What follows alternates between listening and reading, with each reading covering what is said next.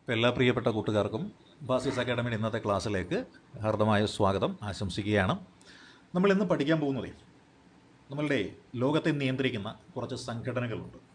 ആ സംഘടനകളുടെ രൂപീകരണത്തിന് കാരണമായ ചില സംഭവ വികാസങ്ങളും ആ സംഘടനയുടെ പ്രവർത്തനങ്ങളും അതിന് നേതൃത്വം കൊടുത്ത വ്യക്തികൾ, രാജ്യങ്ങൾ, ആ സംഘടനകളുടെ പ്രയത്നത്തിൻ്റെ ഫലമായിട്ട് ഈ ലോകത്തിന് സംഭവിച്ച മാറ്റങ്ങൾ, ഇതെല്ലാമാണ് നമ്മൾ മനസ്സിലാക്കാനായിട്ട് ശ്രമിക്കേണ്ടത്. അപ്പോൾ ആ ഒരു മേഖല എന്ന് പറയുമ്പോൾ നമുക്ക് കോമൺ ആയിട്ട് പറയാൻ പറ്റുന്ന കാര്യം എന്താണ്? രണ്ട് സംഘടനകളെക്കുറിച്ച് മാത്രമേ നമുക്ക് പറയാനായിട്ട് പറ്റുള്ളൂ. ഒന്നിൻ്റെ പേര് നമുക്ക് എല്ലാവർക്കും അറിയാം, അല്ലേ? ഈ സ്ക്രീനിൽ നമ്മൾ എഴുതി കാണിച്ചിരിക്കുന്ന പോലെ തന്നെ എന്താണ്? ഒന്നിൻ്റെ പേര് സർവ്വരാഷ്ട്ര സഖ്യമെന്നും മറ്റൊന്നിൻ്റെ പേരെന്താണ്? ഐക്യരാഷ്ട്ര സംഘടന എന്നുമാണ്, അല്ലേ? സർവ്വരാഷ്ട്ര സഖ്യത്തിന് നമ്മൾ പറയുന്ന പേര് ലീഗ് ഓഫ് നേഷൻസ് എന്നാണ് നമ്മൾ പറയുന്ന പേര്. ലീഗ് ഓഫ് നേഷൻസ്, സർവ്വരാഷ്ട്ര സഖ്യത്തെ നമ്മൾ വിശേഷിപ്പിക്കുന്ന പേര് ലീഗ് ഓഫ് നേഷൻസ് എന്നാണ്. അപ്പോൾ ആ ഒരു ലീഗ് ഓഫ് നേഷൻസ്, അല്ലെ, സർവ്വരാഷ്ട്ര സഖ്യം അഥവാ ലീഗ് ഓഫ് നേഷൻസ് എന്നാണ് നമ്മൾ കോമൺ ആയിട്ട് അതിനേക്ക് വിശേഷിപ്പിക്കാറുള്ളത്. അപ്പോൾ എന്തെല്ലാം കാര്യങ്ങളാണ് ഇവിടെ നമ്മൾ അറിഞ്ഞിരിക്കേണ്ടത്? അതിലേക്ക് നമ്മൾ നോക്കുമ്പോൾ ഈ സംഘടന എന്തിനു വന്നു എന്നറിയണം. നമുക്കറിയാം, അല്ലെ, ഒന്നാം ലോക മഹായുദ്ധം ഉണ്ടായി കഴിഞ്ഞപ്പോൾ ആ മഹായുദ്ധത്തിനൊരു അവസാനമുണ്ടായി. അവസാനം എന്ന് പറയുന്നത് എപ്പോഴും ഇതാണ്, സന്ധിയിലും സമാധാനത്തിലുമാണ് തീരുന്നത്. തുടക്കം എന്ന് പറയുന്നത് പ്രകോപനത്തിലും ഒരു പൊട്ടിത്തെറിയിലും യുദ്ധത്തിലും കൊലപാതകത്തിലും വംശഹത്യയിലുമൊക്കെയാണ് ആ ഒരു യുദ്ധം വരുന്നത്. പക്ഷെ അവസാനിക്കുന്നത് നമുക്ക് എല്ലാവർക്കും തന്നെ അറിയുന്നതാണ്, ഒരു ഉടമ്പടിയിലാണ്. ഇത്തരത്തിൽ ഒന്നാം ലോക മഹായുദ്ധമൊക്കെ ആരംഭിച്ചത് ആർച്ച് ഡ്യൂക്ക് ഫ്രാൻസിസ് ഫെർഡിനാൻഡിൻ്റെയും അദ്ദേഹത്തിൻ്റെ പ്രിയപത്നിയായ സോഫിയയെയും ഗവിൽ പ്രിൻസപ്പ് എന്ന് പറയുന്ന ഒരു സെർബിയൻ പൗരൻ വധിച്ചതോടു കൂടിയിട്ടാണ് ഈ ലോകമഹായുദ്ധം പൊട്ടിപ്പുറപ്പെട്ടത്. ഈ ലോകമഹായുദ്ധം അവസാനിച്ചു കഴിഞ്ഞപ്പോൾ രണ്ട് ശാക്തിക ചേരികൾ തമ്മിലുള്ള ഒരു ബലാബലത്തിനും അറുതി വരികയാണ് ഉണ്ടായത്. ഒരു വശത്ത് സെൻട്രൽ പവേഴ്സ് എന്ന് പറയുന്ന മധ്യശക്തികൾ. ആ മധ്യശക്തികളുടെ പ്രത്യേകത എന്തെന്നാൽ ആ മധ്യശക്തികൾ സാമ്രാജ്യത്വ രാജ്യങ്ങൾ എന്ന പേരിൽ അറിയപ്പെട്ടിരുന്ന, അല്ലെങ്കിൽ ഡൈനാസ്റ്റികൾ എന്ന് പറയുന്ന വംശങ്ങൾ ഭരിച്ചിരുന്ന രാജ്യങ്ങളായിരുന്നു. ആസ്റ്റർക്ക് ഡൈനാസ്റ്റി ഭരിച്ചിരുന്ന ഓസ്ട്രിയ ഹംഗറി, അതേപോലെ കൈസർ വില്യം രണ്ടാമൻ്റെ ജർമ്മനി, ഖലീഫയും മറ്റുമൊക്കെ ഭരിച്ചിരുന്ന തുർക്കി, അങ്ങനെയുള്ള രാജ്യങ്ങൾ. ഇപ്പുറത്തുള്ളതാവട്ടെ ജനാധിപത്യത്തിന് പേരുകേട്ട രാജ്യമായിട്ടുള്ള ബ്രിട്ടൻ്റെ സഖ്യകക്ഷികളായിട്ടുള്ള അമേരിക്ക, അങ്ങനെയുള്ള രാഷ്ട്രങ്ങൾ ഒരു വശത്ത്. അങ്ങനെ ജനാധിപത്യവും രാജാധിപത്യവും തമ്മിലുള്ള ഒരു കലഹവും അതിനെ തുടർന്ന് ജനാധിപത്യം, we are fighting for democracy എന്ന് പറയുന്ന ബ്രിട്ടൻ്റെ ആ ഒരു വാചകം, അത് സ്ഥാപിച്ചെടുക്കുന്നതിന് വേണ്ടിയിട്ട് ഈ പരാജയപ്പെട്ട രാജ്യങ്ങളുമായിട്ട് നടത്തിയ ഒരു ഉടമ്പടി. ആ ഉടമ്പടിയെ നമുക്കറിയാം ട്രീറ്റി ഓഫ് വേഴ്സൈൽസ് എന്ന് നമ്മൾ പറയുന്നത്. അതായത് ഫ്രഞ്ച് തലസ്ഥാനമായ പാരീസിലെ ഒരു പ്രധാനപ്പെട്ട ഒരു ജംഗ്ഷൻ, അല്ലെങ്കിൽ എന്താണ്, ഒരു കവല എന്നൊക്കെ നമ്മൾ വിളിക്കുന്ന ഒരു സ്ഥലമാണ് വേഴ്സൈൽസ് എന്ന് പറയുന്നത്.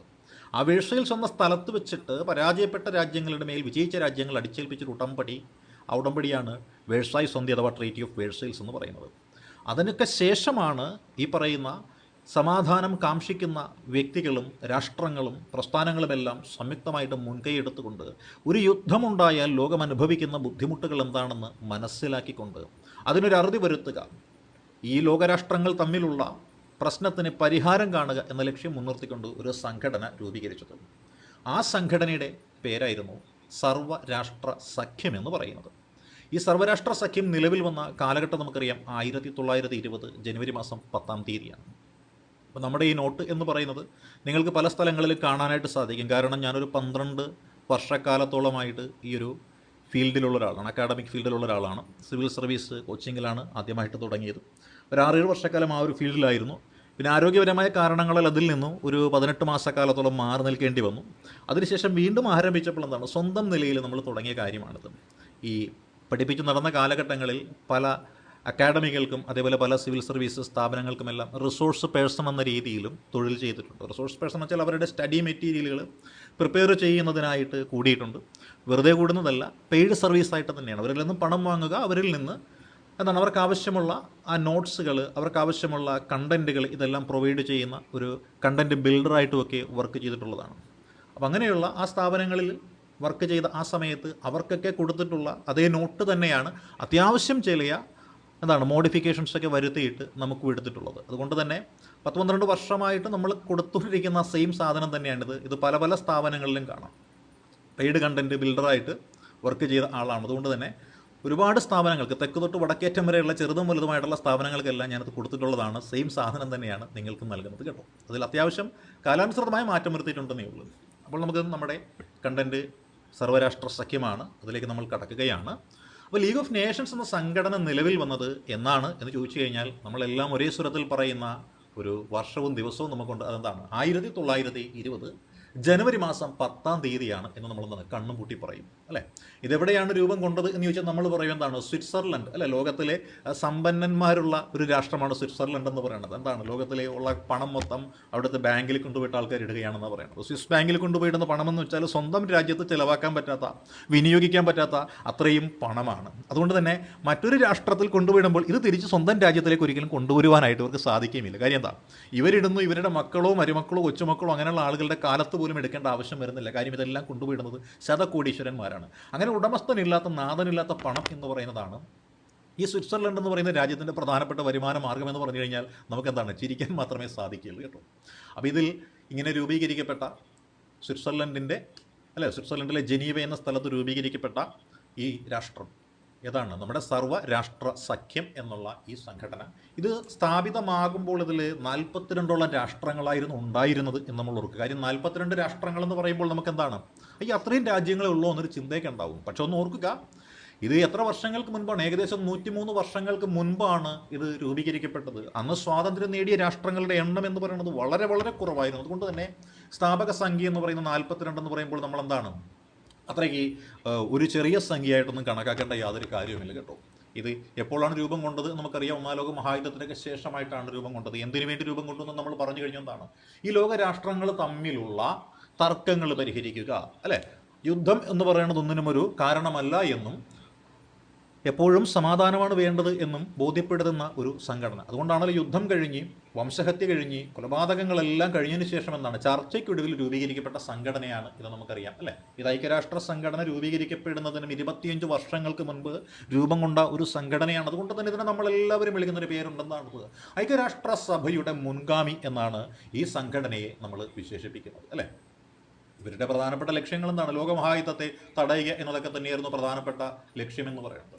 ഇത്തരത്തിലൊരു ആശയം, അതായത് ഇനിയൊരു ലോകം ഉണ്ടായിക്കഴിഞ്ഞാൽ വലിയ പ്രയാസമാണ് അതിനെ തടഞ്ഞു നിർത്തുവാനും തടുത്തു നിർത്തുവാനും എന്ന് മനസ്സിലാക്കിക്കൊണ്ട് ഇതിന് ഒരു പേര് അല്ലെങ്കിൽ ഇങ്ങനെ ഒരു ആശയം വേണമെന്നൊക്കെ പറഞ്ഞത് വുഡ്രോ വിൽസൺ എന്ന് പറയുന്ന ഒരു വ്യക്തിയാണ് കേട്ടോ. വുഡ്രോ വിൽസൺ എന്ന് പറയുന്ന ഒരു വ്യക്തിയാണ്. അപ്പോൾ നിങ്ങൾക്ക് എന്തെങ്കിലുമൊക്കെ കമൻറ്റുകളോ ഞാൻ ചോദിക്കുന്ന കാര്യങ്ങൾക്ക് എന്തെങ്കിലുമൊക്കെ മറുപടിയൊക്കെ ഉണ്ടെങ്കിൽ നമ്മുടെ ഗ്രൂപ്പ് ഡിസ്കഷൻ ഉണ്ടല്ലോ, അതിനകത്തേക്ക് നിങ്ങളുടെ കമൻറ്റുകൾ നിങ്ങൾക്ക് പോസ്റ്റ് ചെയ്യാൻ കേട്ടോ. കാര്യം എനിക്കത് കണ്ടുകൊണ്ട് നമുക്ക് ക്ലാസ് എടുക്കാനായിട്ട് സാധിക്കുന്നതാണ് കേട്ടോ. അപ്പോൾ നമുക്ക് അതിലും കൂടി ഒന്ന് നോക്കിയേക്കാം. നമ്മുടെ ഗ്രൂപ്പ് ഡിസ്കഷൻ ഗ്രൂപ്പ് ഉണ്ടല്ലോ, അതിലേക്ക് നിങ്ങളുടെ കമൻറ്റുകൾ ഉണ്ടെങ്കിൽ അതൊക്കെ ഒന്ന് പോസ്റ്റ് ചെയ്തേക്കാം കേട്ടോ. അപ്പോൾ നമ്മൾ പറഞ്ഞു വന്നത് ഈ സർവ്വരാഷ്ട്ര സഖ്യം അല്ലെങ്കിൽ സർവ്വരാജ്യ സഖ്യം എന്ന് പറയുന്ന ആശയമൊക്കെ മുന്നോട്ട് വെച്ചത് ആരെന്ന് ചോദിച്ചാൽ അത് വുഡ്രോ വിൽസൺ എന്ന് പറയുന്ന വ്യക്തിയാണ് അല്ലേ. വുഡ്രോ വിൽസൺ ആണ് ഇത് രൂപീകരിച്ചത്. ഇതിനെ രൂപീകരണത്തിന് കാരണമാകുന്ന എന്താണ്, കുറേയധികം നിർദ്ദേശങ്ങളുണ്ട്. നമ്മൾ കേട്ടിട്ടുണ്ടല്ലേ, ഏതൊക്കെയാണ്? 14 നിർദ്ദേശങ്ങൾ എന്നാണ് പറയുന്നത്. ഈ 14 നിർദ്ദേശങ്ങൾ എന്ന് പറയുമ്പോൾ നമ്മുടെ മനസ്സിലേക്ക് 2 മഹത് വ്യക്തികളുടെ പേരാണ് വരുന്നത്. ഒന്നാരാണ്? ഈ അമേരിക്കയുടെയൊക്കെ പ്രസിഡന്റൊക്കെ ആയിരുന്ന വുഡ്രോ വിൽസന്റെ പേര് നമ്മുടെ മുന്നിലേക്ക് വരും അല്ലേ.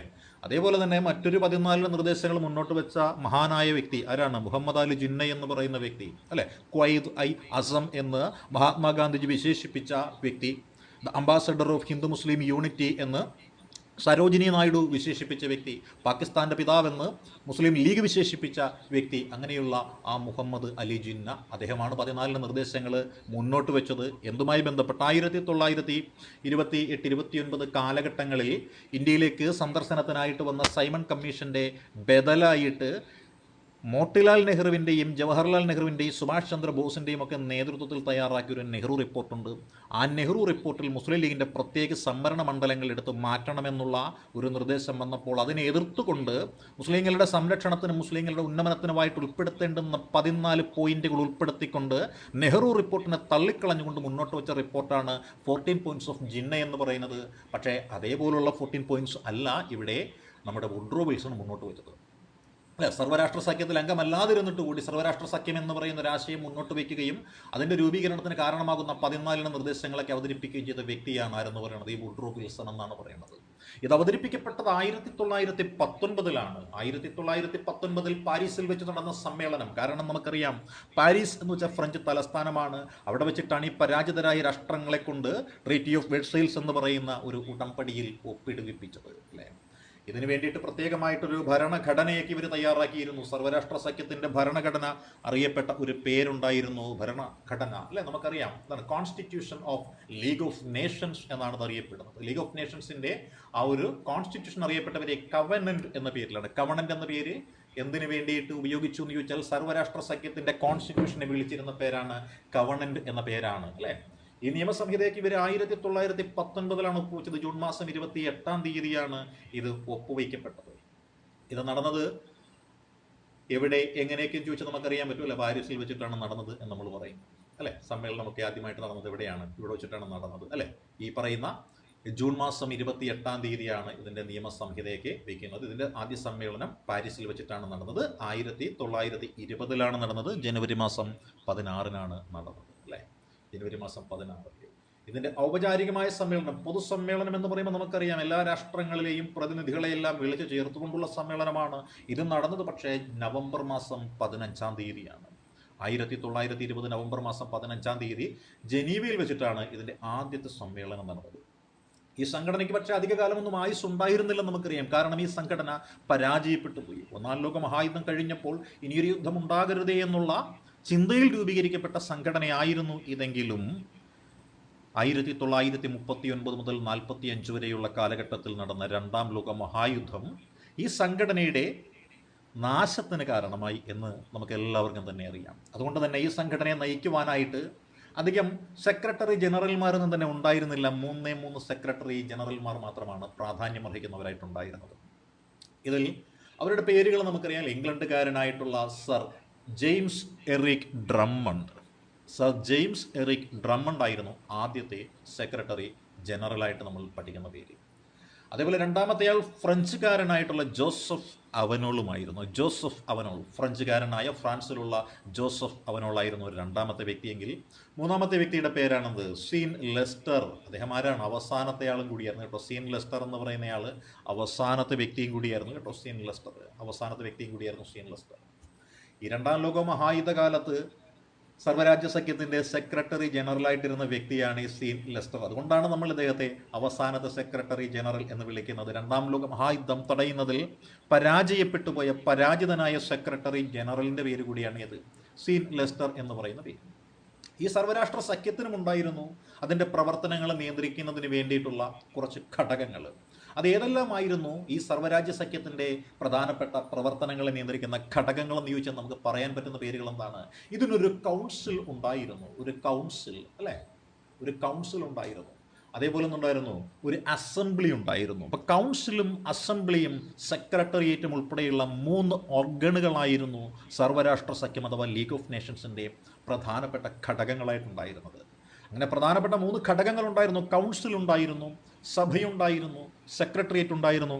എന്നിരുന്നാലും രണ്ടാം ലോക മഹായുദ്ധം തടയുന്നതിന് ഈ സംഘടന പരാജയപ്പെട്ടു. അതോടുകൂടി എന്താണ്, വെറുതെ ഒരു സംഘടന അല്ല, എന്തിനു വേണ്ടി തിളക്കുന്ന സാമ്പാർ എന്ന് നമ്മൾ പറയുന്നത് പോലെ എന്താണ്, 1946 ഏപ്രിൽ 20 ഈ സർവ്വരാജ്യ സഖ്യത്തിന് എന്ത് ചെയ്യേണ്ടി വന്നു? പിരിച്ചുവിടേണ്ടി വന്നു. കാരണം ഈ സംഘടന ഒരു സമ്പൂർണ്ണ പരാജയമാണെന്നും ഈ സംഘടന യഥാസമയം ഇടപെട്ടിരുന്നുവെങ്കിൽ രണ്ടാം ലോക മഹായുദ്ധം ഉണ്ടാകുമായിരുന്നില്ല എന്നും രണ്ടാം ലോക മഹായുദ്ധത്തിൻ്റെ പ്രധാനപ്പെട്ട കാരണം ഈ സർവ്വരാഷ്ട്ര സഖ്യത്തിൻ്റെ പരാജയമാണെന്നും തിരിച്ചറിഞ്ഞുകൊണ്ട് ഈ സംഘടനയ്ക്ക് നിലനിൽപ്പില്ല എന്നും മനസ്സിലാക്കിയ ഇതിലെ അംഗങ്ങൾ ഈ സംഘടനയെ പിരിച്ചുവിടുകയാണ് ഉണ്ടായത്. അങ്ങനെ 1946 ഏപ്രിൽ മാസം 20 സർവ്വരാജ്യ സഖ്യമെന്ന് പറയുന്ന സംഘടന പിരിച്ചുവിടപ്പെടുകയാണ് ഉണ്ടായത്. ഇതാണ് നമ്മൾ സർവ്വരാഷ്ട്ര സഖ്യം എന്ന് പറയുന്ന ആ ഒരു സംഘടനയെപ്പറ്റി അത്യാവശ്യം മനസ്സിലാക്കേണ്ടുന്ന കാര്യങ്ങളെന്ന് പറയുന്നത്. ഈ സർവ്വരാഷ്ട്ര സഖ്യത്തിൻ്റെ പരാജയം അല്ലേ, സർവ്വരാഷ്ട്ര സഖ്യത്തിന് എന്തുണ്ടായി? ഒരു പരാജയമുണ്ടായി. ആ പരാജയത്തെ തുടർന്ന് പുതിയൊരു സംഘടന വരേണ്ടതായിട്ട് വന്നു അല്ലേ. ആ പുതിയ സംഘടന ഏതാണ് എന്ന് നമ്മളെല്ലാവരും മനസ്സിലാക്കിയിട്ടുള്ളതാണ്. ആ സംഘടനയുടെ പേരാണ് ഐക്യരാഷ്ട്ര സംഘടന എന്നത് അല്ലേ. ഐക്യരാഷ്ട്ര സംഘടന അഥവാ United Nations organisation. United Nations organisation എന്ന് പറയുന്ന ഐക്യരാഷ്ട്ര സംഘടന ഇന്നും നിലനിൽക്കുന്ന സംഘടന. ആ സംഘടന എന്ന് രൂപീകരിക്കപ്പെട്ടു എന്ന് ചോദിച്ചാൽ നമ്മളെല്ലാവരും പറയും ഒക്ടോബർ മാസം 24. ഒക്ടോബർ മാസം 24 ഐക്യരാഷ്ട്ര സംഘടന രൂപീകരിക്കപ്പെട്ടത്. വർഷം ചോദിച്ചാൽ അതും നമ്മൾ പറയും 1945. 1945 ഒക്ടോബർ മാസം 24 ഐക്യരാഷ്ട്ര സംഘടന രൂപീകരിക്കപ്പെടുകയുണ്ടായി. അല്ലേ? ഇത് രൂപീകരിക്കപ്പെട്ടത് എവിടെ എന്ന് ചോദിച്ചാൽ നമുക്കറിയാം, ന്യൂയോർക്ക് എന്ന സ്ഥലത്താണ്, മാൻഹട്ടൻ എന്ന സ്ഥലത്താണ്. മാൻഹട്ടൻ പ്രൊജക്റ്റിനെ കുറിച്ചെല്ലാം നമ്മൾ കേട്ടിട്ടുണ്ട്. കാരണം രണ്ടാം ലോക മഹായുദ്ധം അവസാനിപ്പിക്കുവാനായിട്ട് അമേരിക്കൻ പ്രസിഡൻ്റായിരുന്ന ഹാരി എസ് ട്രൂമാൻ, അദ്ദേഹം പ്രസിഡൻ്റ് ആയിരുന്നില്ല, അമേരിക്കൻ പ്രസിഡൻ്റായിരുന്ന ഫ്രാങ്ക്ലിൻ ഡി റൂസ്വെൽറ്റ് എന്ന FD റൂസ്വെൽറ്റ്, ചക്രക്കസേരയിലിരുന്ന് ലോകം ഭരിച്ച FD റൂസ്വെൽറ്റ്. സാധാരണഗതിയിൽ അമേരിക്കൻ പ്രസിഡന്റിൻ്റെ ഭരണ കാലാവധി അല്ലെങ്കിൽ കാലചക്രം എന്ന് പറയുന്നത് 2 ടേമുകളാണെങ്കിൽ 4 ടേം അമേരിക്കയുടെ പ്രസിഡൻ്റായിരുന്ന വ്യക്തിയാണ് നമ്മുടെ FD റൂസ്വെൽറ്റ് എന്ന് പറയുന്നത്. അദ്ദേഹത്തിൻ്റെ 2 കാലഘട്ടം കഴിഞ്ഞപ്പോഴാണ് ഈ അമേരിക്കയിൽ ഈ യുദ്ധത്തിൻ്റെ കെടുതികൾ വന്നത്. അമേരിക്കയുടെ 50ാമത് തലസ്ഥാനമായിട്ടുള്ള ഹവായ് ദ്വീപുകൾ, ഹവായ് ദ്വീപുകളിലെ സുപ്രധാനമായ തുറമുഖമായ പസഫിക് സമുദ്രത്തിലുള്ള പേൾ ഹാർബറിനെ ആക്രമിച്ചു. ജപ്പാനീസ് സൈന്യം ആക്രമിച്ചു. ആ ജപ്പാനീസ് സൈന്യത്തിൻ്റെ ആക്രമണത്തെ ചെറുത്തുകൊണ്ട് അമേരിക്ക യുദ്ധത്തിൽ രംഗപ്രവേശനം നടത്തുമ്പോൾ FD റൂസ്വെൽറ്റ് ആയിരുന്നു അമേരിക്കയുടെ പ്രസിഡന്റ്. അങ്ങനെ അമേരിക്ക യുദ്ധത്തിലേർപ്പെട്ടപ്പോൾ അമേരിക്കയുടെ സാമ്പത്തിക രംഗം താറുമാറായി തുടങ്ങിയപ്പോൾ പുതിയൊരു പ്രസിഡന്റ് തിരഞ്ഞെടുപ്പ് നടത്തി വീണ്ടും സാമ്പത്തിക പ്രതിസന്ധി രൂക്ഷമാക്കേണ്ടതില്ല എന്ന് നിശ്ചയിച്ചുകൊണ്ട് യുദ്ധം അവസാനിക്കുന്നതുവരെ ഇനി തിരഞ്ഞെടുപ്പ് വേണ്ട എന്ന് അമേരിക്ക നിശ്ചയിക്കുകയും തൽഫലമായിട്ട് ഈ പറയുന്ന നമ്മുടെ FD റൂസ്വെൽറ്റ് അദ്ദേഹത്തിന് വീണ്ടും കാലാവധി നീട്ടിക്കിട്ടുകയും ചെയ്തു. 1939 മുതൽ 45 വരെയുള്ള 6 വർഷക്കാലത്തോളം യുദ്ധം നീണ്ടു നിന്നതിനാൽ അദ്ദേഹത്തിന് വീണ്ടും കാലാവധി നീട്ടിക്കിട്ടി. അങ്ങനെ 4ാമത്തെ ടേമിലിരിക്കുന്ന സമയത്താണ് അദ്ദേഹത്തിന് മരണം സംഭവിക്കുന്നത്. അമേരിക്കയിൽ പ്രസിഡന്റ് മരണപ്പെട്ട് കഴിഞ്ഞാൽ വൈസ് പ്രസിഡന്റിനാണ് ചാർജ് ലഭ്യമാവുക. അപ്രകാരം അമേരിക്കൻ വൈസ് പ്രസിഡന്റായിരുന്ന ഹാരി എസ് ട്രൂമാൻ അമേരിക്കയുടെ താൽക്കാലിക പ്രസിഡന്റായിട്ട് ചുമതലയേൽക്കുകയും യുദ്ധം പെട്ടെന്ന് അവസാനിപ്പിക്കുന്നതിന് വേണ്ടിയിട്ട് മാൻഹട്ടൻ പ്രൊജക്റ്റും ട്രിനിറ്റി എക്സ്പെരിമെൻറ്റിനും അനുവാദം നൽകുകയും അതിൻ്റെ ഭാഗമായിട്ട് ലിറ്റിൽ ബോയ് എന്നും ഫാറ്റ്മാൻ എന്നും പറയുന്ന അണുബോംബുകൾ വികസിപ്പിച്ചെടുത്തുകൊണ്ട് 1945 ഓഗസ്റ്റ് മാസം 6-നും 9-നും ഹിരോഷിമയിലും നാഗസാക്കിയിലും വർഷിച്ചുകൊണ്ട് ഇനിയൊരു 100 വർഷം കൂടി യുദ്ധം മുന്നോട്ട് കൊണ്ടുപോകുവാൻ ജപ്പാന് കഴിയും, ഏത് ലോകരാഷ്ട്രങ്ങൾ യുദ്ധത്തിൽ പരാജയപ്പെട്ടാലും ഞങ്ങൾ പരാജയപ്പെടുകയില്ല എന്ന് പറഞ്ഞ ജാപ്പനീസ് പ്രധാനമന്ത്രി ജനറൽ ടോജോയുടെ അഹങ്കാരത്തിന് മേൽ അമേരിക്ക വർഷിച്ച ആറ്റം ബോംബുകൾ ഈ പറയുന്ന മാൻഹട്ടൻ പ്രൊജക്റ്റിൻ്റെ സന്തതികളായിരുന്നു എന്നാണ് നമ്മൾ ഓർത്തിരിക്കേണ്ടുന്നത്. അപ്പോൾ 1945 ഒക്ടോബർ മാസം 24 ന്യൂയോർക്കിലെ മാൻഹട്ടൻ ആസ്ഥാനമാക്കി രൂപം കൊണ്ട സംഘടനയാണ് ഐക്യരാഷ്ട്ര സംഘടന. ഇത് യൂറോപ്പിലും ഇതിന് ആസ്ഥാനമുണ്ട്. യൂറോപ്പിൽ ആസ്ഥാനം ഏതാണ്? ജനീവയാണ്. നമ്മൾ പഠിച്ചിട്ടുണ്ട് അല്ലേ? സ്വിറ്റ്സർലൻഡിലെ ജനീവ ഐക്യരാഷ്ട്ര സംഘടനയുടെ മുൻഗാമിയായ സർവ്വരാഷ്ട്ര സഖ്യത്തിൻ്റെ ആസ്ഥാനം. അതിനെ മറന്നുകൂടല്ലോ. അതുകൊണ്ട് എന്ത് ചെയ്തു? യൂറോപ്പിൽ അതിൻ്റെ ആസ്ഥാനമായിട്ട് ജനീവയെയും എന്ത് ചെയ്തു? സംരക്ഷിച്ചു വന്നു. 1945 കഴിഞ്ഞപ്പോൾ ലോകരാഷ്ട്രങ്ങൾ പലതും സ്വാതന്ത്ര്യം നേടിക്കഴിഞ്ഞപ്പോൾ പുതിയതായി സ്വാതന്ത്ര്യം നേടിവന്ന പല രാഷ്ട്രങ്ങളും ഐക്യരാഷ്ട്ര സംഘടനയിൽ അംഗമായപ്പോൾ ഐക്യരാഷ്ട്ര സംഘടനയുടെ ഇന്നത്തെ അംഗബലം എന്ന് പറയുന്നത് 193 ആ 193 രാഷ്ട്രങ്ങളാണ് ഇന്ന് ഐക്യരാഷ്ട്ര സംഘടനയിൽ ഉള്ളത്. ലോകത്തിലെ ഏറ്റവും വലിയ സംഘടന കായിക സംഘടനകളാണ്. ഫിഫയ്ക്കൊക്കെ 200-ന് മുകളിൽ അംഗസംഖ്യയുണ്ട്. അതുകൊണ്ട് തന്നെ ലോകരാഷ്ട്രങ്ങളിൽ കായികേതര സംഘടന ഏത് എന്ന് ചോദിച്ചാൽ അത് ഈ പറയുന്ന അന്താരാഷ്ട്ര സംഘടനയാണ്. ലോകരാഷ്ട്രങ്ങളിൽ ഏറ്റവും വലിയ കായിക ഇതര സംഘടനയായിട്ട് നമ്മൾ കണക്കാക്കുന്നതും പഠിക്കുന്നതും ഐക്യരാഷ്ട്ര സംഘടനയാണ് അല്ലേ? ഇതിനെപ്പറ്റി പറയുന്നത് എന്താണ് നമുക്കറിയാം അല്ലേ? ഐക്യരാഷ്ട്ര സംഘടനയുടെ രൂപീകരണത്തിന് കാരണമായത് മറ്റൊന്നുമായിരുന്നില്ല, 1-ാം ലോക മഹായുദ്ധത്തിന് ശേഷം രൂപം കൊണ്ട സർവ്വരാഷ്ട്ര സഖ്യമെന്ന് പറയുന്ന ലോകരാഷ്ട്ര സംഘടനയുടെ പരാജയം. 2-ാം ലോക മഹായുദ്ധം ഉണ്ടാകുന്നതിനെ തടസ്സം നിൽക്കുവാനായിട്ട് സർവ്വരാഷ്ട്ര സഖ്യത്തിന് സാധിച്ചില്ല എന്നത് സർവ്വരാഷ്ട്ര സഖ്യത്തിൻ്റെ പരാജയമാണ്. സർവ്വരാഷ്ട്ര സഖ്യത്തിൻ്റെ പരാജയം തിരിച്ചറിഞ്ഞുകൊണ്ട് ഇനിയൊരു പരാജയം ഉണ്ടായിക്കഴിഞ്ഞാൽ, ഇനിയൊരു ലോകമഹായുദ്ധം ഉണ്ടായിക്കഴിഞ്ഞാൽ, 3-ാം ലോകമഹായുദ്ധം ഉണ്ടായിക്കഴിഞ്ഞാൽ മാനവരാശി ഈ ഭൂമുഖത്തു നിന്നും തുടച്ചു നീക്കപ്പെടുമെന്ന് തിരിച്ചറിഞ്ഞ ലോക നേതാക്കൾ സംഘടിച്ചെടുത്ത തീരുമാനമാണ് ഈ പറയുന്ന ഐക്യരാഷ്ട്ര സംഘടന എന്ന് പറയുന്നത്. അതുകൊണ്ട് തന്നെ മനുഷ്യാവകാശങ്ങളുടെ സങ്കല്പം അല്ലെങ്കിൽ മനുഷ്യാവകാശങ്ങൾ എന്ന് പറയുന്ന ചിന്താഗതിക്ക് ഏറ്റവും കൂടുതൽ ഉത്തേജനം നൽകിയ സംഘടന എന്നാണ് നമ്മുടെ ഈ ഐക്യരാഷ്ട്ര സംഘടന അറിയപ്പെടുന്നത്. സർവ്വരാഷ്ട്ര സഖ്യം എന്നുള്ള ആശയം മുന്നോട്ട് വെച്ചത് വുഡ്രോ വിൽസൺ ആയിരുന്നുവെങ്കിൽ ഐക്യരാഷ്ട്ര സംഘടന എന്ന ആശയം മുന്നോട്ട് വെച്ചത് ഫ്രാങ്ക്ലിൻ ഡി റൂസ്വെൽറ്റ് എന്ന് പറയുന്ന FD റൂസ്വെൽറ്റ് ആണ്. FD Roosevelt. ഈ FD റൂസ്വെൽറ്റിനെ കുറിച്ച് പറയുകയാണെങ്കിൽ ഇദ്ദേഹത്തിൻ്റെ 14 തലമുറകൾക്ക് മുൻപ് ഉണ്ടായിരുന്നൊരു വ്യക്തി, ഡച്ചുകാരനായിരുന്ന വ്യക്തി, അദ്ദേഹത്തിൻ്റെ മാതാവ് ഡച്ച് ഒറിജിനാണെന്നാണ് പറയുന്നത്. FD റൂസ്വെൽറ്റിൻ്റെ 14 തലമുറകൾക്ക് മുൻപുള്ള അമ്മാവനായിട്ട് വരുന്നൊരു വ്യക്തിയുണ്ട്, നമ്മുടെ ഈ പറയുന്ന നെടുങ്കോട്ട കെട്ടിയ ആരാണ് അറിയുന്നുണ്ടോ? വലിയ കപ്പിത്താൻ എന്ന പേരിൽ അറിയപ്പെട്ട ഡിലനോയി. ഡിലനോയിയുടെ 14 തലമുറകൾക്ക് ശേഷം ഡിലനോയിയുടെ ഗോത്രത്തിൽ പിറന്നയാളാണ് നമ്മുടെ FD റൂസ്വെൽറ്റ് എന്ന് പറയുന്നയാൾ കേട്ടോ. പക്ഷേ ഈ ഡിലനോയി ഡച്ച് കാരണം FD റൂസ്വെൽറ്റ് അമേരിക്കക്കാരനുമായിരുന്നു എന്നുള്ള വ്യത്യാസം. അപ്പോൾ നമുക്ക് വീണ്ടും നോക്കാം. 1941 ഒരു അറ്റ്ലാന്റിക് ചാർട്ടറിനെ പറ്റി നമ്മൾ കേട്ടിട്ടുണ്ട് അല്ലേ? അറ്റ്ലാന്റിക് സമുദ്ര തീരത്ത് വെച്ച് ഒരു കപ്പലിൽ വെച്ചെടുത്ത തീരുമാനമെന്നൊക്കെയാണ് നമ്മൾ ഇതിനെപ്പറ്റി പഠിച്ചിട്ടുള്ളത്. 1941 അറ്റ്ലാന്റിക് ചാർട്ടർ പ്രകാരം ഐക്യരാഷ്ട്ര സംഘടനയുടെ രൂപീകരണത്തിന് വഴിതെളിയുകയാണ് ഉണ്ടായത്. US പ്രസിഡൻ്റായിരുന്ന അമേരിക്കൻ പ്രസിഡൻ്റായിരുന്ന ഫ്രാങ്ക്ലിൻ ഡി റൂസ്വെൽറ്റ്, അതേപോലെ ബ്രിട്ടീഷ് പ്രധാനമന്ത്രിയായ വിൻസ്റ്റൺ ചർച്ചിൽ, ഇവർ ചേർന്നാണ് അറ്റ്ലാന്റിക് പ്രമാണം അല്ലെങ്കിൽ അറ്റ്ലാന്റിക് ചാർട്ടർ ഒപ്പുവയ്ക്കുന്നത്. 1941 ഓഗസ്റ്റ് മാസം 14 അറ്റ്ലാന്റിക് ചാർട്ടർ ഒപ്പുവയ്ക്കപ്പെട്ടത്. അറ്റ്ലാന്റിക് ചാർട്ടറിൻ്റെ ആ ഒരു രൂപീകരണം അല്ലെങ്കിൽ അറ്റ്ലാന്റിക് ചാർട്ടർ അറ്റ്ലാന്റിക് പ്രമാണത്തെ തുടർന്നാണ് ഐക്യരാഷ്ട്ര സംഘടന എന്ന് പറയുന്ന ഒരു ലോക സംഘടന ലോക ജനമനസ്സിൽ ഉദയം ചെയ്യുന്നത്. വീണ്ടും അതിൻ്റെ അനുരഞ്ജന ചർച്ചകൾ നടന്നു. 1943 ഒക്ടോബർ നവംബർ മാസങ്ങളിലായിട്ട് ഒരു അന്താരാഷ്ട്ര സംഘടന രൂപീകരിക്കപ്പെടണമെന്നുള്ള ആവശ്യത്തോടു കൂടി രണ്ടാം ലോക മഹായുദ്ധത്തിൽ പങ്കെടുത്തുകൊണ്ടിരുന്ന പ്രബല രാഷ്ട്രങ്ങൾ ആരെല്ലാമാണ്?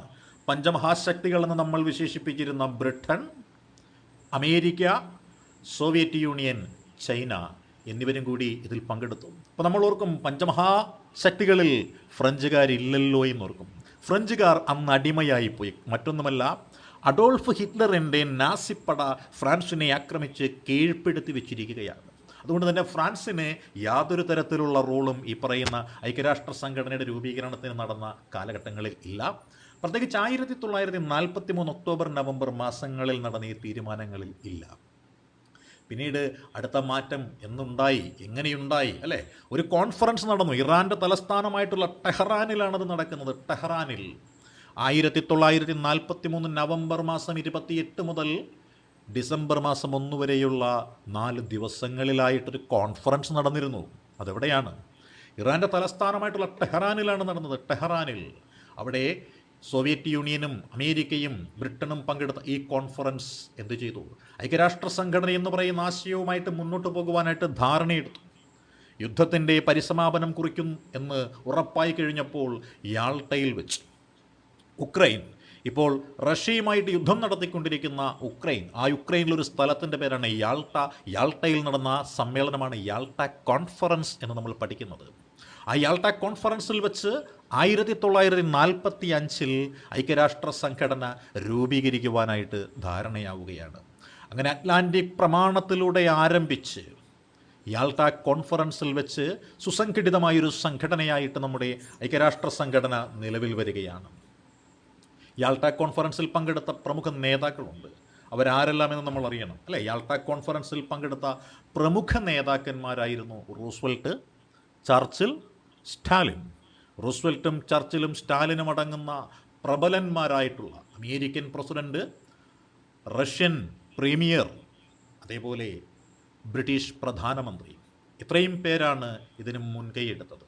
യുണൈറ്റഡ് നേഷൻസ് എന്ന പേരിവിടെ നിർദ്ദേശിച്ച വ്യക്തി മറ്റാരുമായിരുന്നില്ല, FD റൂസ്വെൽറ്റ് ആയിരുന്നു. ഫ്രാങ്ക്ലിൻ ഡി റൂസ്വെൽറ്റ് മുന്നോട്ട് വെച്ച പേരാണ് ഐക്യരാഷ്ട്ര സംഘടന അഥവാ യുണൈറ്റഡ് നേഷൻസ്.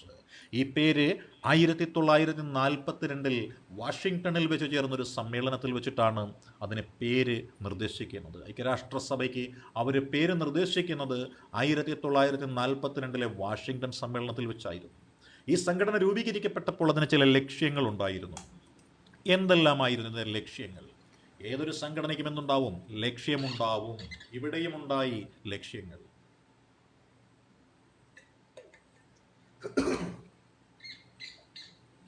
എന്താണ് പ്രധാനപ്പെട്ട ലക്ഷ്യമെന്ന് നമുക്കൊന്ന് പരതി നോക്കാം അല്ലേ?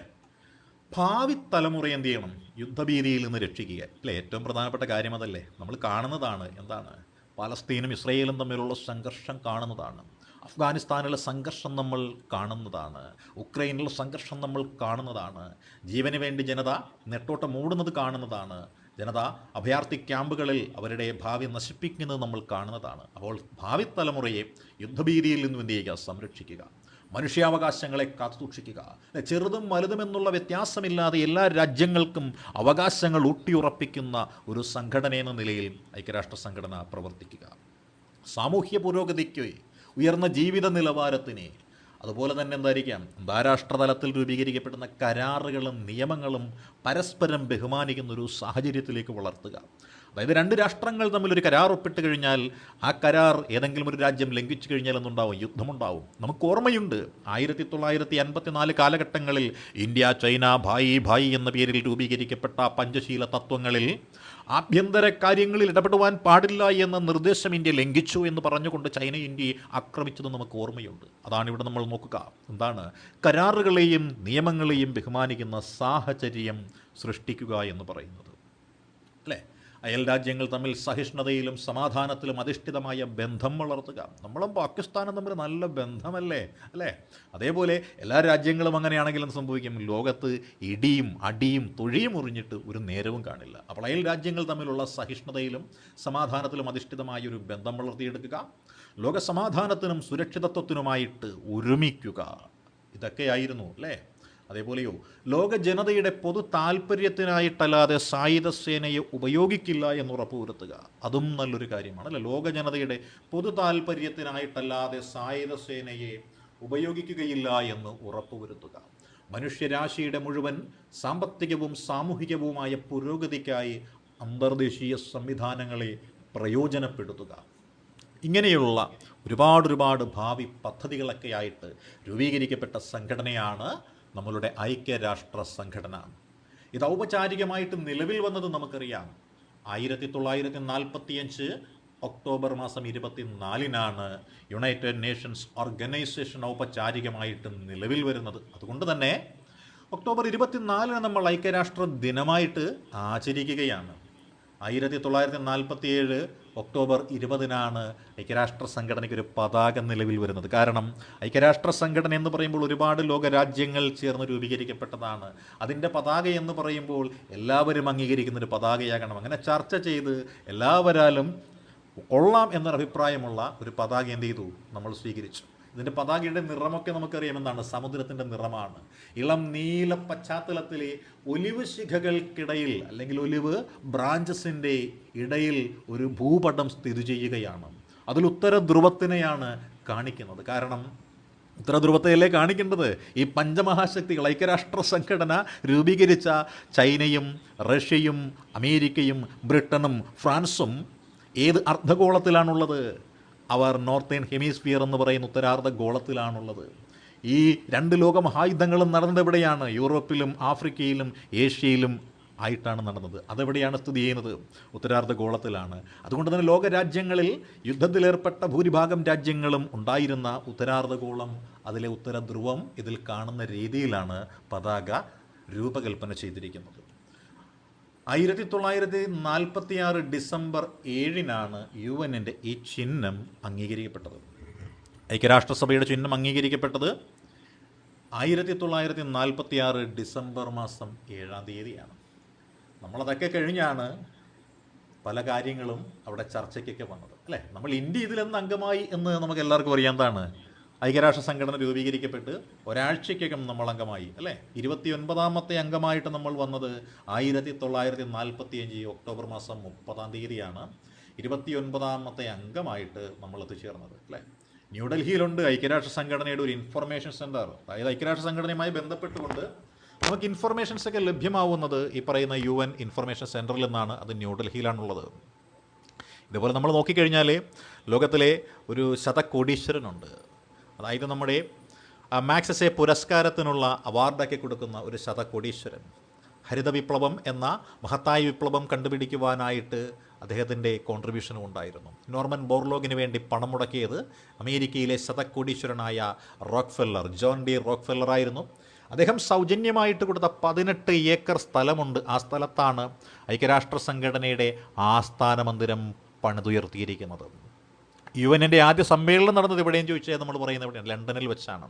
സർവ്വരാഷ്ട്ര സഖ്യത്തിൻ്റെ ആദ്യ സമ്മേളനം നടന്നത് അത് പാരീസിൽ വെച്ചിട്ടാണെങ്കിൽ ഇത് ലണ്ടനിൽ വെച്ചിട്ടാണ് നടന്നത്, കേട്ടോ. അങ്ങനെ ലണ്ടനിലും പാരീസിലും ഒക്കെ വെച്ചിട്ടാണ് ഈ പറയുന്ന സർവ്വരാഷ്ട്ര സഖ്യത്തിൻ്റെയും അതേപോലെ ഐക്യരാഷ്ട്ര സംഘടനയും ഒക്കെ ആദ്യത്തെ സമ്മേളനമൊക്കെ നടന്നത്. ഈ ഐക്യരാഷ്ട്രസഭയിൽ അംഗത്വമുള്ള ഒരുപാട് വലിയ രാജ്യങ്ങളുണ്ട്. വലിയ രാജ്യം ഏതെന്ന് ചോദിച്ചാൽ നമ്മൾ പറയും റഷ്യ ആണ് എന്ന് പറയുമെങ്കിൽ ചെറിയ രാജ്യം ഏതെന്ന് ചോദിച്ചാൽ അത് മൊണോക്കോ എന്ന് പറയുന്ന രാജ്യമാണ്. മൊണോക്കോ നിലവിൽ 193 രാജ്യങ്ങളുണ്ടെന്ന് നമുക്കറിയാം അല്ലേ. 193ാമത്തെ രാജ്യം ദക്ഷിണ സുഡാൻ അല്ലെങ്കിൽ സൗത്ത് സുഡാൻ എന്ന് പറയുന്ന ഒരു രാജ്യമാണ്. സുഡാൻ രണ്ടാക്കപ്പെട്ടു. ദക്ഷിണ സുഡാൻ എന്ന പേരിലാണ് ആ രാജ്യം രൂപീകരിക്കപ്പെട്ടത്. അത് 2011 അംഗത്വം എടുത്തത്. അതിന് മുൻപായിട്ട് മോണ്ടിനെഗ്രോ എടുത്തിട്ടുണ്ടായിരുന്നു. 191ാമത്തെ രാജ്യമായിട്ട് ഈസ്റ്റ് ടിമോർ അഥവാ കിഴക്കൻ ടിമോറും 190ാമത്തെ രാജ്യമായിട്ടാണ് സ്വിറ്റ്സർലൻഡും വരുന്നത്. യുഎനിൽ അംഗമല്ലാത്ത യൂറോപ്യൻ രാജ്യത്തെ നോക്കിക്കഴിഞ്ഞാൽ എന്തായിരിക്കാം, നമ്മുടെ വത്തിക്കാൻ സിറ്റിയാണ് അല്ലേ. വത്തിക്കാൻ സിറ്റി യുഎനിൽ അംഗമല്ല. ഏഷ്യൻ രാജ്യം എടുത്തു കഴിഞ്ഞാൽ തായ്വാനാണ്. കാരണം തായ്വാൻ നമുക്കറിയാം, ചൈനീസ് വിപ്ലവം പഠിച്ചിട്ടുള്ള നിങ്ങൾക്ക് ഓർമ്മയുള്ള പേരാണ് ചിയാങ് കൈഷക്. ആ ചിയാങ് കൈഷക്കിൻ്റെ തായ്വാൻ ഐക്യരാഷ്ട്ര സംഘടനയിൽ നിന്നും പുറത്താക്കപ്പെടുകയാണുണ്ടായത്. 1971 ഐക്യരാഷ്ട്ര സംഘടനയിൽ നിന്നും പുറത്താക്കപ്പെട്ട രാജ്യമായിട്ടാണ് നമ്മൾ തായ്വാനെ പറ്റി പഠിക്കുന്നത്. ഇതിനുശേഷം മറ്റൊരു രാജ്യത്തെയും പുറത്താക്കി. അതേതാണ് യുഗോസ്ലാവിയ എന്ന് പറയുന്നൊരു രാജ്യമാണ്. കാരണം 1992 യുഗോസ്ലാവിയ എന്ന് പറയുന്ന രാഷ്ട്രം ശിഥിലമാക്കപ്പെടുകയാണുണ്ടായത്. നമ്മൾ പഠിച്ചിട്ടുണ്ട് ലോകത്തിലെ ഏറ്റവും വലുതും ബൃഹത്തും എഴുതപ്പെട്ടതുമായ ഭരണഘടന ഇന്ത്യൻ ഭരണഘടനയായിരുന്നുവെന്നും അതിനു മുൻപ് ആ സ്ഥാനം അലങ്കരിച്ചിരുന്നത് മറ്റാരുമായിരുന്നില്ല. അതിനു മുൻപ് ആ സ്ഥാനം അലങ്കരിച്ചിരുന്നത് യുഗോസ്ലാവിയ ആയിരുന്നു. യുഗോസ്ലാവിയാണ് പല കഷണങ്ങളായിട്ട് തിരിഞ്ഞു പോയത് അല്ലേ. നമ്മൾ കേട്ടിട്ടുണ്ടെന്നായിരിക്കാം, പല രാജ്യങ്ങളൊക്കെ നിങ്ങൾ കേട്ടിട്ടില്ല. യുഗോസ്ലാവിയ പിരിഞ്ഞപ്പെട്ടു യൂറോപ്പിലുണ്ടായിട്ടുള്ള പല പ്രദേശങ്ങളുമൊക്കെയുണ്ട്. ഇനി നമ്മൾ നോക്കിയാൽ എന്തായിരിക്കാം, നമുക്ക് എല്ലാവർക്കും അറിയാവുന്നതാണ് യുഎന്നിൻ്റെ ഔദ്യോഗിക ഭാഷകൾ നമുക്കറിയാം. ഐക്യരാഷ്ട്രസഭയ്ക്ക് 6 ഔദ്യോഗിക ഭാഷകളുണ്ട് എന്നാണ് പറയുന്നത്. അതിൽ 4 നമുക്കറിയാം യുദ്ധം ജയിച്ച ആൾക്കാർ അടിച്ചേൽപ്പിച്ച ഭാഷകളാണ് അല്ലേ. യുദ്ധം ജയിച്ച ആൾക്കാരാണ് ആര്? ഫ്രഞ്ചുകാർ. അവർ പറഞ്ഞു ഞങ്ങളുടെ ഭാഷയിൽ സംസാരിക്കൂ. ഓക്കെ, ഫ്രഞ്ച് ഞങ്ങൾ അംഗീകരിച്ചു. ഇംഗ്ലീഷുകാരും പറഞ്ഞു, ഇംഗ്ലീഷുകാരെന്ന് വെച്ചാൽ ബ്രിട്ടീഷുകാരും അമേരിക്കക്കാരും പറഞ്ഞു ഞങ്ങൾക്ക് ഇംഗ്ലീഷ് അല്ലാതെ മറ്റൊരു ഭാഷ സംസാരിക്കാൻ അറിയില്ല. ഉടനെ അതും അപ്രൂവ്ഡായി. അപ്പോൾ റഷ്യക്കാർ പറഞ്ഞു പിന്നെ ഞങ്ങളെന്തിനാണ് നിങ്ങളുടെ ഭാഷ സംസാരിക്കാൻ, ഞങ്ങളുടേത് അംഗീകരിക്കണം എന്ന് പറഞ്ഞു. ശരി, നീയും ചാമ്പ്യനല്ലേ, നിൻ്റെ ഭാഷയും അംഗീകരിക്കാമെന്ന് പറഞ്ഞു. ചൈനയുടെ ഭാഷയും അംഗീകരിച്ചു. അങ്ങനെ ചാമ്പ്യന്മാരുടെ 4 ഭാഷകൾ, 5 രാജ്യങ്ങളിലുള്ള ചാമ്പ്യന്മാരുടെ 4 ഭാഷകൾ. അതിൽ ബ്രിട്ടീഷുകാരും അമേരിക്കക്കാരും ഒരു രാജ്യമായതുകൊണ്ട് അംഗീകരിച്ചു.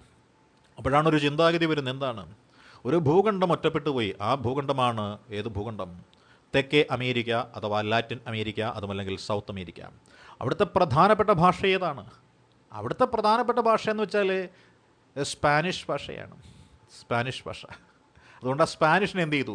അംഗീകരിച്ചു. സ്പാനിഷ് അംഗീകരിച്ചു. അതിനുശേഷം ഐക്യരാഷ്ട്ര സംഘടന നിലവിൽ വന്ന് ഒരു ദശാബ്ദമൊക്കെ കഴിഞ്ഞപ്പോൾ 1960 കഴിഞ്ഞപ്പോഴാണ് ലോകത്തെ ഏറ്റവും വലിയ എണ്ണ നിക്ഷേപങ്ങളുള്ള ആ ഒരു പ്രദേശം കൂടുതലും സ്വാതന്ത്ര്യം നേടി വന്നത്, അതായത് അറബ് രാജ്യങ്ങൾ. അതുകൊണ്ട് തന്നെ അറബ് രാജ്യങ്ങളുടെ എണ്ണക്കച്ചവടവും എണ്ണ നയവും എല്ലാം ഇവർക്ക് ഒഴിവാക്കാൻ പറ്റാത്തൊരു കാര്യമായി. അങ്ങനെ ഈ പറയുന്ന അറബിയെയും കൂടി എന്ത് ചെയ്തു? ഐക്യരാഷ്ട്രസഭയുടെ പ്രധാനപ്പെട്ട ആ ഭാഷകളിലേക്ക് ഉൾപ്പെടുത്തി. അങ്ങനെ യുഎന്നിൻ്റെ ഭാഷകളിൽ ഏറ്റവും ഒടുവിലായിട്ട് അംഗീകരിക്കപ്പെട്ട ഭാഷ എന്ന് പറയുന്നത് 1973 അംഗീകരിക്കപ്പെട്ട ഏതാണ്? അറബിക്കാണ്. പക്ഷേ അവിടുത്തെ ദൈനംദിന കാര്യങ്ങൾക്കായിട്ട് ഉപയോഗിക്കുന്ന ഭാഷ എന്ന് പറയുന്നത് ഇംഗ്ലീഷും ഫ്രഞ്ചും മാത്രമേ ഉപയോഗിക്കുന്നുള്ളൂ കേട്ടോ. ഇപ്പോൾ ഇംഗ്ലീഷ്, ഫ്രഞ്ച് എന്നീ ഭാഷകളാണ് ഈ പറയുന്ന ദൈനംദിന കാര്യങ്ങൾക്കായിട്ട് ഉപയോഗിക്കുന്ന ഭാഷ എന്ന് പറയുന്നത്. അപ്പോൾ നമ്മൾ വീണ്ടും ഒരു ചെറിയൊരു റിവിഷൻ മെത്തേഡിലേക്ക് പോവുകയാണ്. അതായത് ഐക്യരാഷ്ട്ര സംഘടനയുടെ രൂപീകരണത്തിൻ്റെ നാൾവഴികൾ നമ്മൾ ഒന്നുകൂടി ഒന്ന് മനസ്സിലാക്കാനായിട്ട് പോവുകയാണ്. നമ്മൾ പറഞ്ഞതാണ്, എന്നിരുന്നാലും അതൊന്നുകൂടി നമുക്കൊന്ന് നോക്കാം അല്ലേ. 1941 ജൂൺ മാസം 12 എന്താണ്? ഒരു സമ്മേളനം നടക്കുകയാണ് അല്ലേ. ട്രിപ്പിൾ എൻഡൻറ്റ് എന്ന് പറയുന്ന ഒരു സമ്മേളനം നടക്കുകയാണ്. ട്രിപ്പിൾ എൻഡൻറ്റ് അല്ലേ. അപ്പോൾ ട്രിപ്പിൾ എൻഡൻറ്റിൻ്റെ സമ്മേളനം നടന്നു. അതിൻ്റെ ഭാഗമായിട്ട് എന്താ സംഭവിച്ചത് അല്ലേ? ലോകത്തിലെ സ്വതന്ത്രരായ മറ്റു ജനതയോട് യുദ്ധത്തിലും സമാധാനത്തിലും ഒരുമിച്ച് പ്രവർത്തിക്കുക എന്ന് പറയുന്നതാണ് ലക്ഷ്യമെന്ന് ഇവർ പ്രഖ്യാപിക്കുകയാണ് കേട്ടോ. ട്രിപ്പിൾ എൻഡൻറ്റ് പ്രഖ്യാപിക്കുന്നത് അതാണ്. അതിനുശേഷം ഓഗസ്റ്റ് മാസം 14 അതേ വർഷം എന്താണ്? അമേരിക്കൻ പ്രസിഡൻ്റായിട്ടുള്ള ഫ്രാങ്ക്ലിൻ ഡി റൂസ്വെൽറ്റ്, ബ്രിട്ടീഷ് പ്രധാനമന്ത്രിയായിട്ടുള്ള വിൻസ്റ്റൺ ചർച്ചിൽ, ഇവർ രണ്ടുപേരും കൂടി എന്ത് ചെയ്തു?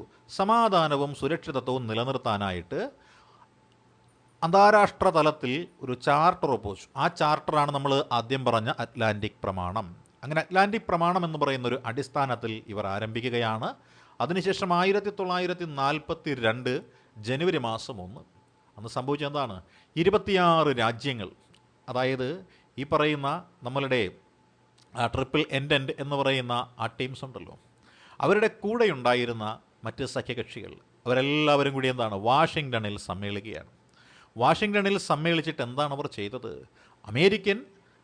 അമേരിക്കയിലെ വാഷിങ്ടണിൽ സമ്മേളിച്ചിട്ട് അമേരിക്കൻ പ്രസിഡന്റും ബ്രിട്ടീഷ് പ്രധാനമന്ത്രിയും കൂടി തയ്യാറാക്കിയ ആ അറ്റ്ലാന്റിക് ചാർട്ടറില്ലേ, ആ അറ്റ്ലാന്റിക് ചാർട്ടറിനെ ഇവരങ്ങ് പിന്തുണ പ്രഖ്യാപിക്കാനുണ്ടായത്. അങ്ങനെ ഇവർ പിന്തുണ പ്രഖ്യാപിച്ചു. ആ ചാർട്ടറിനെ ഇവർ പിന്തുണ പ്രഖ്യാപിക്കുകയാണ് ഉണ്ടായത്. എന്നിട്ട് അവിടെ വെച്ചിട്ടാണ് നമ്മൾ ഈ പറയുന്ന പേരുണ്ടല്ലോ, ഏത് പേരാണ്? യുണൈറ്റഡ് നേഷൻസ് എന്ന് പറയുന്ന ഒരു പേര് ആദ്യമായിട്ട് ഇവർ ഉപയോഗിക്കുന്നത് ഇവിടെ വെച്ചാണ്. അതിനുശേഷം അടുത്ത സമ്മേളനം നടന്നത് എന്താണ്? 1943 ഒക്ടോബർ മാസം 30 അല്ലേ? ഒക്ടോബർ മാസം 30 അടുത്ത സമ്മേളനം ഇവിടെ നടത്തപ്പെടുന്നത്. അവിടെ എന്താ സംഭവിച്ചത്? അവിടെ സംഭവിച്ചതായിരിക്കാം സമാധാനത്തിനായിട്ട് ഒരു അന്താരാഷ്ട്ര സംഘടന എന്ന ലക്ഷ്യം. അതിലേക്ക് ബ്രിട്ടൻ്റെയും അമേരിക്കയുടെയും കൂട്ടത്തിലേക്ക് നമ്മുടെ ചൈനയും സോവിയറ്റ് യൂണിയനും കൂടി വരികയാണ്. ഇവിടെ സമ്മേളനം നടന്നത് എവിടെയാണ്? മോസ്കോയിലാണ്. അറ്റ്ലാന്റിക്കിൽ വെച്ച് സമ്മേളനം നടന്നു. അതിനുശേഷം അമേരിക്കയിൽ വെച്ച് അടുത്ത സമ്മേളനം നടന്നു, വാഷിങ്ടണിൽ. അത് കഴിഞ്ഞത് ആ മോസ്കോയിലേക്ക് വരികയാണ്. മോസ്കോയിൽ വെച്ചപ്പോൾ ആരൊക്കെ കൂടി വന്നു? നമ്മുടെ റഷ്യയും വന്നു, ചൈനയും വന്നു. അപ്പോൾ കുറച്ചുകൂടി ഊർജിതമായി. അതിനുശേഷം 1943 ഡിസംബർ മാസം 1 ആയപ്പോൾ ടെഹ്റാനിൽ വെച്ചിട്ടുള്ള കോൺഫറൻസ് നമ്മൾ ആദ്യം പറഞ്ഞതാണ് അല്ലേ? ടെഹ്റാനിൽ വെച്ചിട്ടുള്ള കോൺഫറൻസിൽ സോവിയറ്റ് യൂണിയൻ, അമേരിക്ക, ബ്രിട്ടൻ എന്നീ രാജ്യങ്ങൾ 3 പേരും കൂടി എന്ത് ചെയ്തു? തീരുമാനമെടുത്തു. തുടർന്ന് 1944 സെപ്റ്റംബർ മാസം 21 അടുത്ത പരിപാടി അല്ലേ? അവിടെ എന്താണ്? സോവിയറ്റ് യൂണിയനും അമേരിക്കയും ബ്രിട്ടൻ ഇവരുടെ പ്രതിനിധികൾ അമേരിക്കയിലെ ഡംബാർട്ടൺ ഓക്സ് എന്നൊരു സ്ഥലമുണ്ട്, ഡംബാർട്ടൺ ഓക്സ്.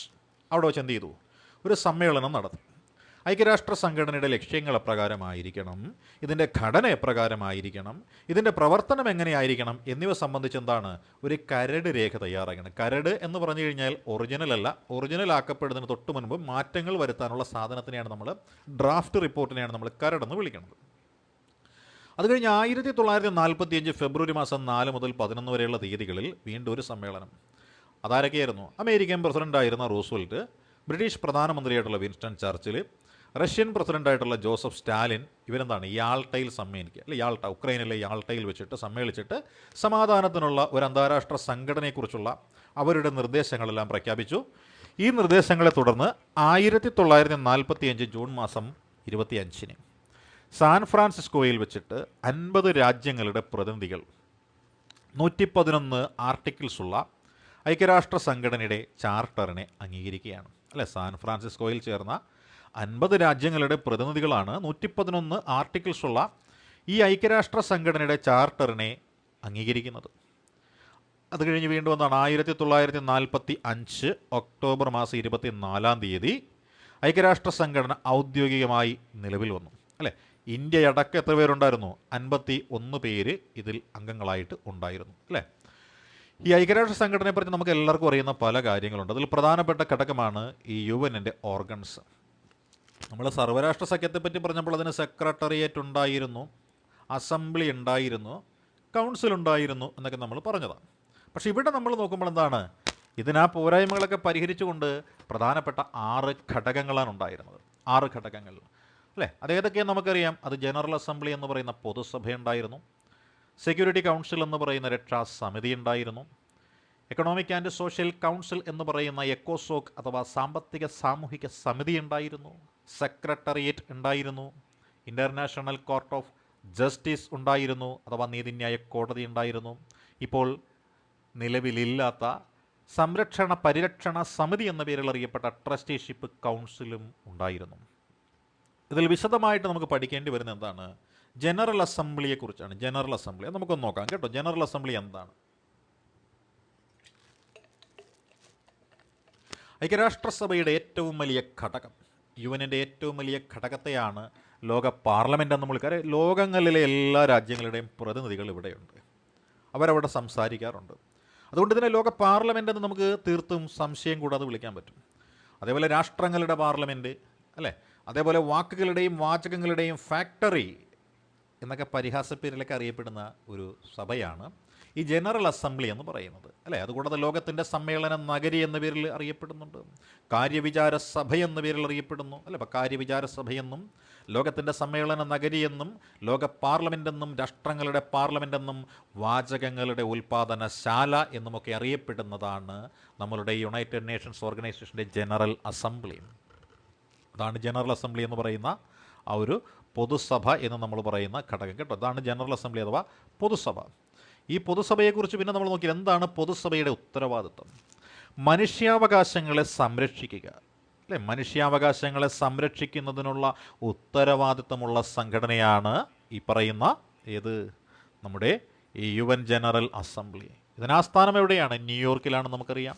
ഇതിൻ്റെ പ്രഥമ സമ്മേളനം നടന്നതും നമ്മൾ പഠിച്ചതാണ് 1946 ജനുവരി മാസം 10-ാം തീയതി ലണ്ടനിൽ വെച്ചാണ് UN ജനറൽ അസംബ്ലിയുടെ ആദ്യ സമ്മേളനം നടന്നതെന്ന് നമുക്കറിയാം.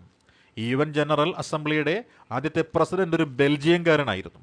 ബെൽജിയംകാരനായ പോൾ ഹെൻറി സ്പാക്ക്, അതായിരുന്നു അദ്ദേഹത്തിൻ്റെ പേര്. പോൾ ഹെൻറി സ്പാക്ക് എന്ന് പറയുന്ന ഒരു ബെൽജിയംകാരൻ, അദ്ദേഹമാണ് UN പൊതുസഭയുടെ ആദ്യത്തെ പ്രസിഡൻ്റായിട്ടുണ്ടായിരുന്ന വ്യക്തി എന്ന് പറയുന്നത്. ഈ UN പൊതുസഭയെക്കുറിച്ച് പഠിക്കുമ്പോൾ നമ്മൾ വിസ്മരിച്ചു പോകാൻ പാടില്ലാത്തൊരു പേരുണ്ട്.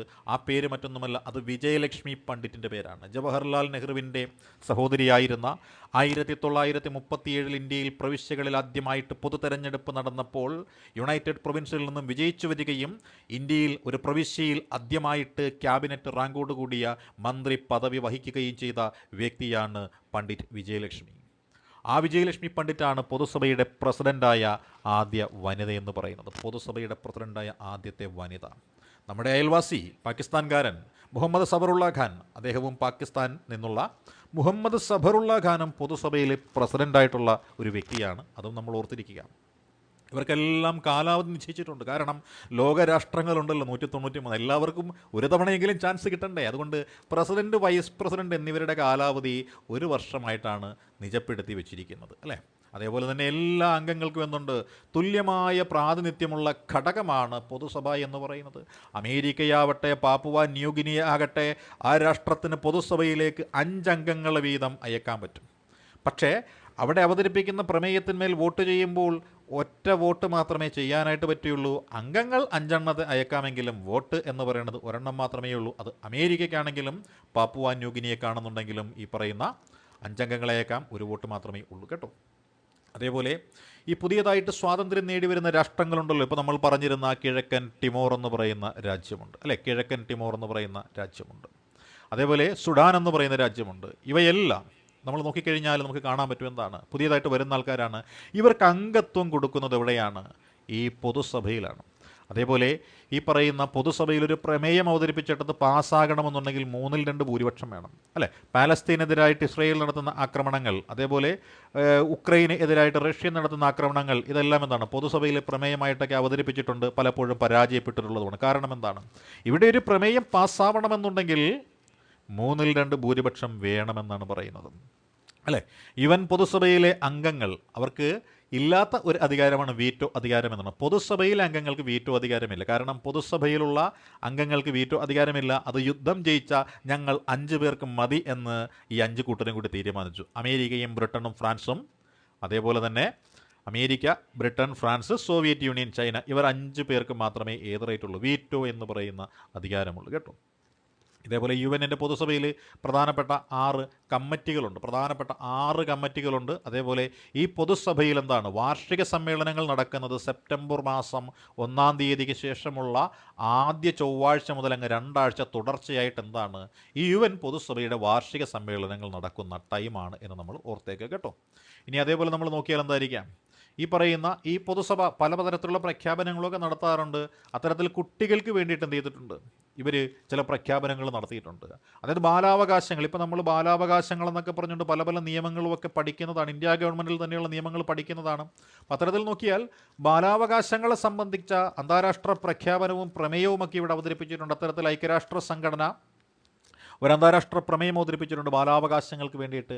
അത് 1989 ബാലാവകാശങ്ങളെ സംബന്ധിച്ച് അന്താരാഷ്ട്ര പ്രഖ്യാപനം നടന്ന വർഷമാണ് 1989. അതേപോലെ തന്നെ കുട്ടികൾക്ക് വേണ്ടിയിട്ട് ഒരു സമ്മേളനം നടത്തി അല്ലേ? UN പൊതുസഭ കുട്ടികൾക്ക് വേണ്ടിയിട്ട് എന്ത് ചെയ്തു? ഒരു പ്രത്യേക സമ്മേളനമൊക്കെ ചേർന്നിരുന്നു. അത് 2002 UN ജനറൽ അസംബ്ലി കുട്ടികൾക്ക് വേണ്ടിയിട്ട് പ്രത്യേക സമ്മേളനം ചേർന്നത് എന്ന് ചോദിച്ചാൽ 2002 ബലാവകാശങ്ങളെ സംബന്ധിച്ച് അന്താരാഷ്ട്ര പ്രഖ്യാപനം നടത്തിയത് 1989 നമ്മൾ ഓർത്തേക്കുക. അതേപോലെ ഈ പറയുന്ന ഐക്യരാഷ്ട്ര സംഘടന അവരെന്ത് ചെയ്തിട്ടുണ്ട്? ഈ പറയുന്ന 1992 ഐക്യരാഷ്ട്ര സംഘടന പൊതുസഭ അംഗീകരിച്ച പലതരത്തിലുള്ള പ്രമേയങ്ങളും പരാതികളും ഒക്കെ പരാതികളൊക്കെ വന്നിട്ടുണ്ട് അല്ലേ? 1992 ഐക്യരാഷ്ട്രസഭയുടെ പൊതുസഭ അംഗീകരിച്ച പ്രമേയത്തിൽ 3 പരാതികൾ എന്ന് പറയുന്നത് പരാമർശിക്കുന്നുണ്ട്. അതിൽ എന്തൊക്കെയെന്ന് ചോദിച്ചാൽ, ഈ സുരക്ഷാ സമിതി എന്ന് പറയുന്ന സമിതി, സെക്യൂരിറ്റി കൗൺസിൽ, സമകാലിക രാഷ്ട്രീയ യാഥാർത്ഥ്യങ്ങളെ പ്രതിനിധാനം ചെയ്യുന്നില്ലെന്നാണ് പറയുന്നത്. വളരെ ശരിയാണ്. കാരണം ഈ സുരക്ഷാ സമിതിയിൽ എന്ന് പറയാൻ നേരത്ത് പെർമനൻ്റ് അംഗങ്ങൾ കുറച്ച് പേരുണ്ട്. അവരുടെ ഇഷ്ടപ്പെട്ട രാജ്യങ്ങൾക്കെതിരായിട്ട് പ്രമേയം വരുമ്പോൾ അവരെന്ത് ചെയ്യുന്നുണ്ട്? അതിൽ നിന്ന് വിട്ടുനിൽക്കുന്നുണ്ട്, അല്ലെങ്കിൽ വീറ്റോ പ്രയോഗിക്കുന്നുണ്ട്. അതുകൊണ്ട് സുരക്ഷാ സമിതി എന്ന് പറയുന്നത് സമകാലിക രാഷ്ട്രീയ യാഥാർത്ഥ്യങ്ങളെ പ്രതിനിധാനം ചെയ്യുന്നില്ല എന്നുള്ളത് വാസ്തവം തന്നെയാണ്. പിന്നെയോ അതിൻ്റെ തീരുമാനങ്ങൾ പാശ്ചാത്യ മൂല്യങ്ങളും താല്പര്യങ്ങളും പ്രതിഫലിപ്പിക്കുന്നതും ഏതാനും ചില ശക്തികളാൽ നിയന്ത്രിക്കപ്പെടുന്നതുമാണ്. വളരെ വളരെ ശരിയാണ്. അതായത് പാശ്ചാത്യ രാഷ്ട്രങ്ങളിൽ ആണല്ലോ ഇതിലംഗത്വം. ഫ്രാൻസ്, ബ്രിട്ടൻ, അതേപോലെ തന്നെ അമേരിക്ക. ഈസ്റ്റേൺ രാജ്യമായിട്ട് നമുക്ക് പറയാനാണെന്നുണ്ടെങ്കിൽ ചൈന മാത്രമേ ഉള്ളൂ. അപ്പം ഭൂരിഭാഗവും പടിഞ്ഞാറൻ രാജ്യങ്ങളായതുകൊണ്ട് അവരുടെ താല്പര്യങ്ങൾ മാത്രമാണ് ഇവിടെ സംരക്ഷിക്കപ്പെടുന്നത് എന്നുള്ളത് വാസ്തവമാണ്. പിന്നെ ഇതിൽ തുല്യ പ്രാതിനിധ്യമില്ല. കാര്യം 15 അംഗങ്ങളുണ്ടെങ്കിലും ഈ 2 വർഷക്കാലത്തേക്ക് തിരഞ്ഞെടുക്കപ്പെടുന്ന 10 രാജ്യങ്ങളും 5 പേര് സ്ഥിരം മെമ്പർമാരുമാണ്. ഇന്ത്യയാണെന്നുണ്ടെങ്കിൽ ഐക്യരാഷ്ട്രസഭയിലെ സെക്യൂരിറ്റി കൗൺസിലിൽ പെർമനൻറ്റ് മെമ്പർഷിപ്പ് വേണമെന്ന് പറഞ്ഞുകൊണ്ടുള്ള ഒരുപാട് കാലമായിട്ട് ആവശ്യപ്പെട്ടുകൊണ്ടിരിക്കുകയാണ് അല്ലേ? അപ്പോൾ അത് അവിടെ നടന്നോട്ടെ. അപ്പോൾ നമ്മൾ പറഞ്ഞ UN പൊതുസഭയും UN ജനറൽ അസംബ്ലിയും ഒക്കെയുള്ള കാര്യങ്ങളിലൂടെ പറഞ്ഞത്. ഇനി വീണ്ടും നമ്മൾ എന്താണ് ഈ സെക്യൂരിറ്റി കൗൺസിൽ എന്ന് പറയുന്ന ഒരു കൗൺസിലിലേക്ക് നമ്മൾ കടക്കുകയാണ്. സെക്യൂരിറ്റി കൗൺസിലിലേക്ക് നമ്മളൊന്ന് എത്തി നോക്കാൻ പോവുകയാണ് കേട്ടോ. അപ്പോൾ ഇത്രയും കാര്യങ്ങൾ മനസ്സിലായിട്ടുണ്ട് എന്നാണ് വിശ്വസിക്കുന്നത്. അപ്പോൾ യുഎന്നിൻ്റെ സെക്യൂരിറ്റി കൗൺസിലിലേക്ക് നമ്മൾ കിടക്കുകയാണ്. യുഎന്നിൻ്റെ ഏറ്റവും പ്രധാനപ്പെട്ട ശക്തമായ ഘടകം എന്ന പേരിൽ അറിയപ്പെടുന്നത് ഈ പറയുന്ന സെക്യൂരിറ്റി കൗൺസിലാണ് കേട്ടോ. യുഎന്നിൻ്റെ ഏറ്റവും ശക്തമായ സുപ്രധാനമായ ഘടകം എന്നാണ് അറിയപ്പെടുന്നത്. ഐക്യരാഷ്ട്ര രക്ഷാസമിതി അല്ലേ, സെക്യൂരിറ്റി കൗൺസിൽ അഥവാ രക്ഷാസമിതി എന്ന് അറിയപ്പെടുന്നുണ്ട്. ഇതിൻ്റെയും ആസ്ഥാനം എവിടെ തന്നെയാണ്? ഇതും ന്യൂയോർക്കിൽ തന്നെയാണ്. ഇത് കോമണായിട്ട് വിളിക്കപ്പെടുന്നൊരു ഇരട്ടപ്പേരുണ്ടെന്നാണ് ഐക്യരാഷ്ട്രസഭയുടെ ജനാധിപത്യ വിരുദ്ധ ഘടകമെന്നാണ് അറിയപ്പെടുന്നത് അല്ലേ. Enforcement wing of the UN എന്നാണ് ഇത് അറിയപ്പെടുന്നത്. കാര്യം എന്തെന്നറിയാവോ?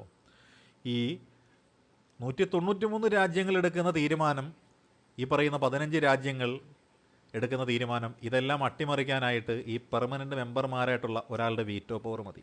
അതുകൊണ്ട് ജനാധിപത്യപരമായിട്ട് ഭൂരിപക്ഷ തീരുമാനങ്ങൾ പോലും ഇവർക്ക് എന്ത് ചെയ്യാൻ പറ്റും? റദ്ദ് ചെയ്യാനായിട്ട് സാധിക്കും. അതുകൊണ്ടാണ് ഈ പറയുന്ന രക്ഷാസമിതിയെ UN-ൻ്റെ ജനാധിപത്യ വിരുദ്ധ ഘടകമെന്ന് വിശേഷിപ്പിക്കുന്നത് അല്ലേ.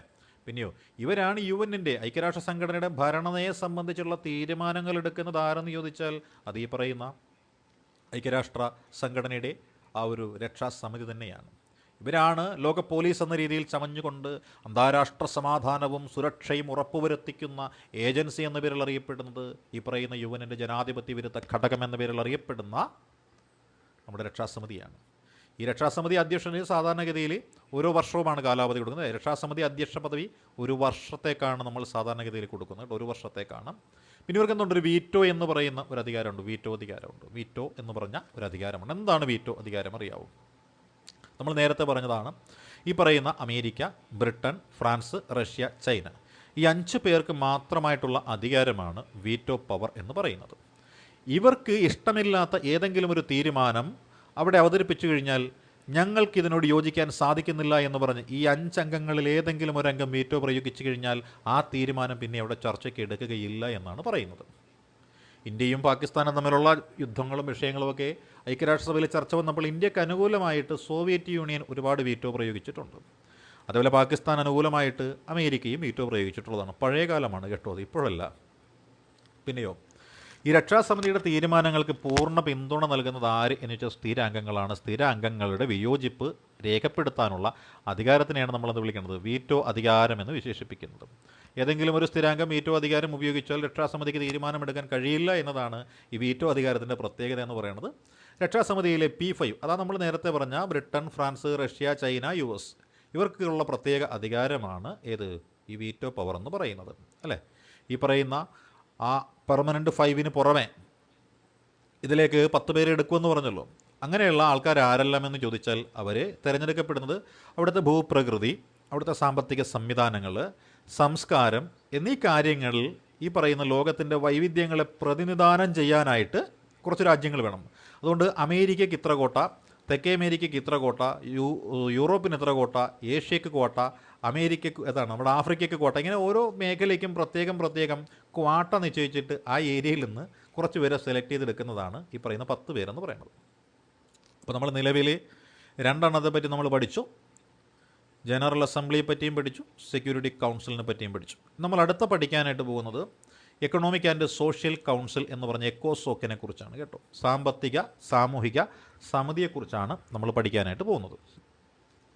ഐക്യരാഷ്ട്ര സംഘടനയുടെ പ്രത്യേക ഏജൻസികൾ നിയന്ത്രിക്കുന്നത് സാമ്പത്തിക സാമൂഹിക സമിതിയാണ്. എന്ന് വെച്ചാൽ സാമൂഹിക ക്ഷേമം മുൻനിർത്തിക്കൊണ്ട് പ്രവർത്തിക്കുന്ന ഒരുപാട് സംഘടനകളുണ്ട്.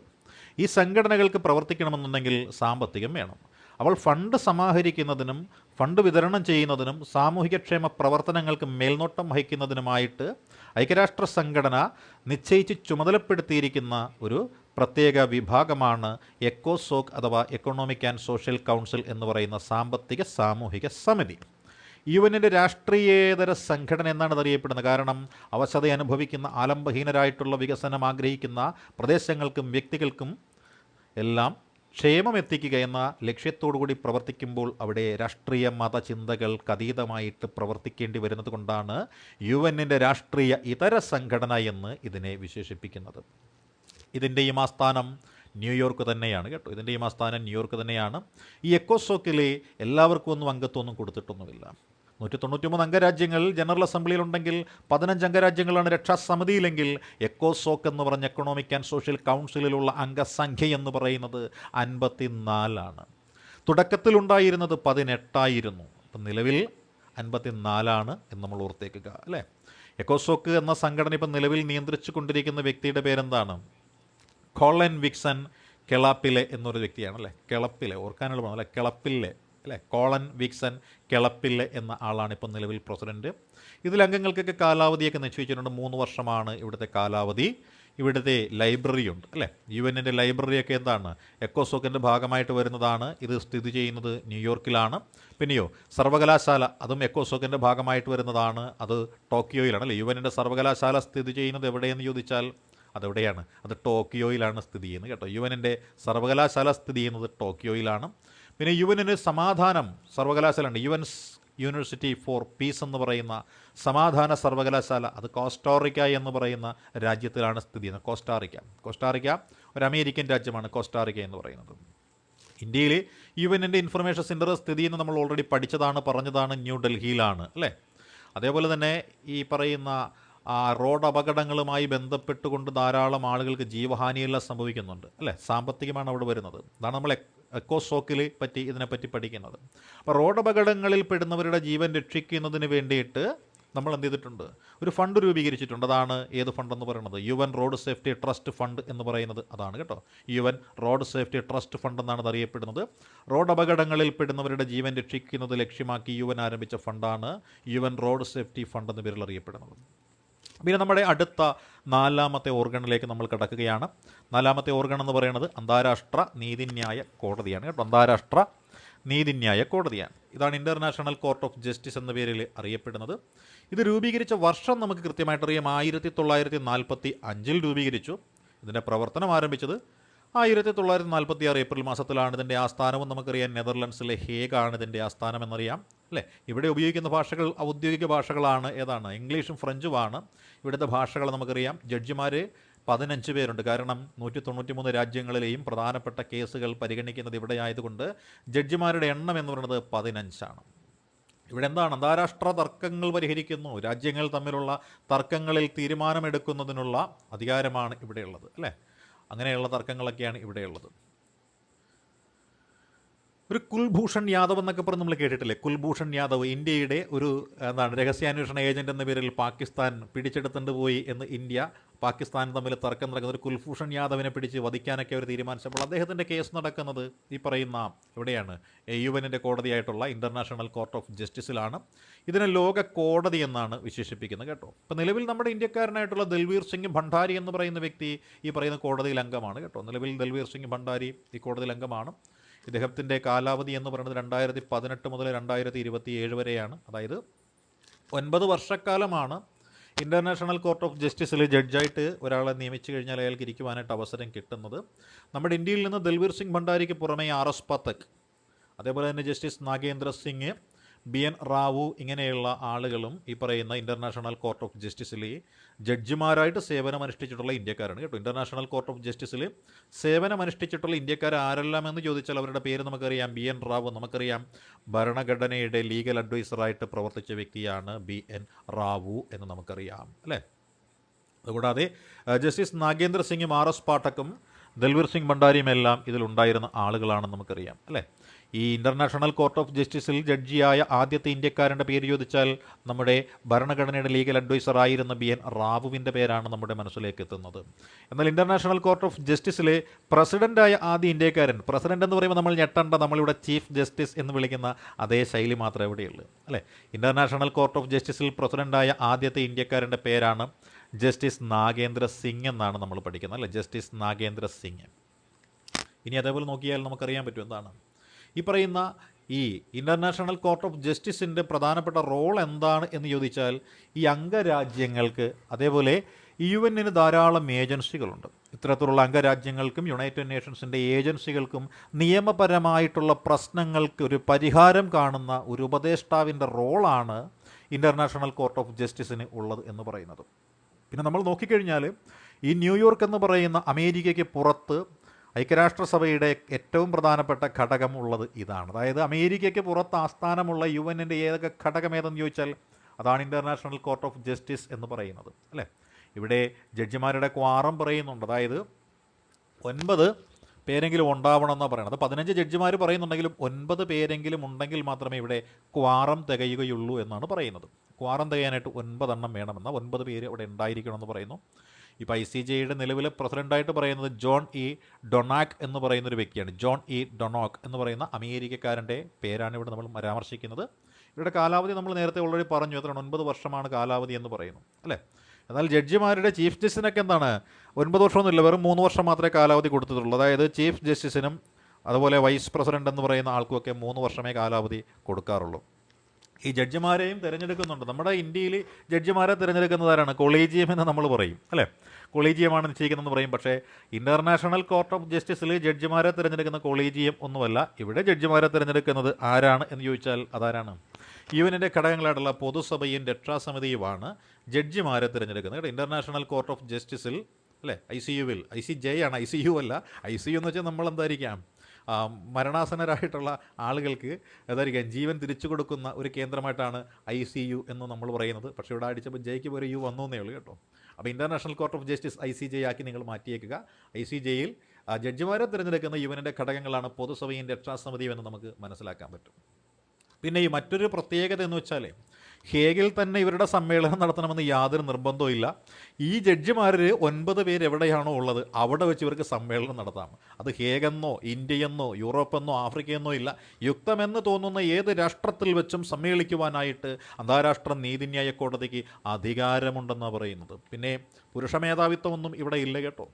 ഇൻ്റർനാഷണൽ കോർട്ട് ഓഫ് ജസ്റ്റിസിൽ പ്രസിഡൻ്റായിട്ട് വനിതയും വന്നിട്ടുണ്ട്.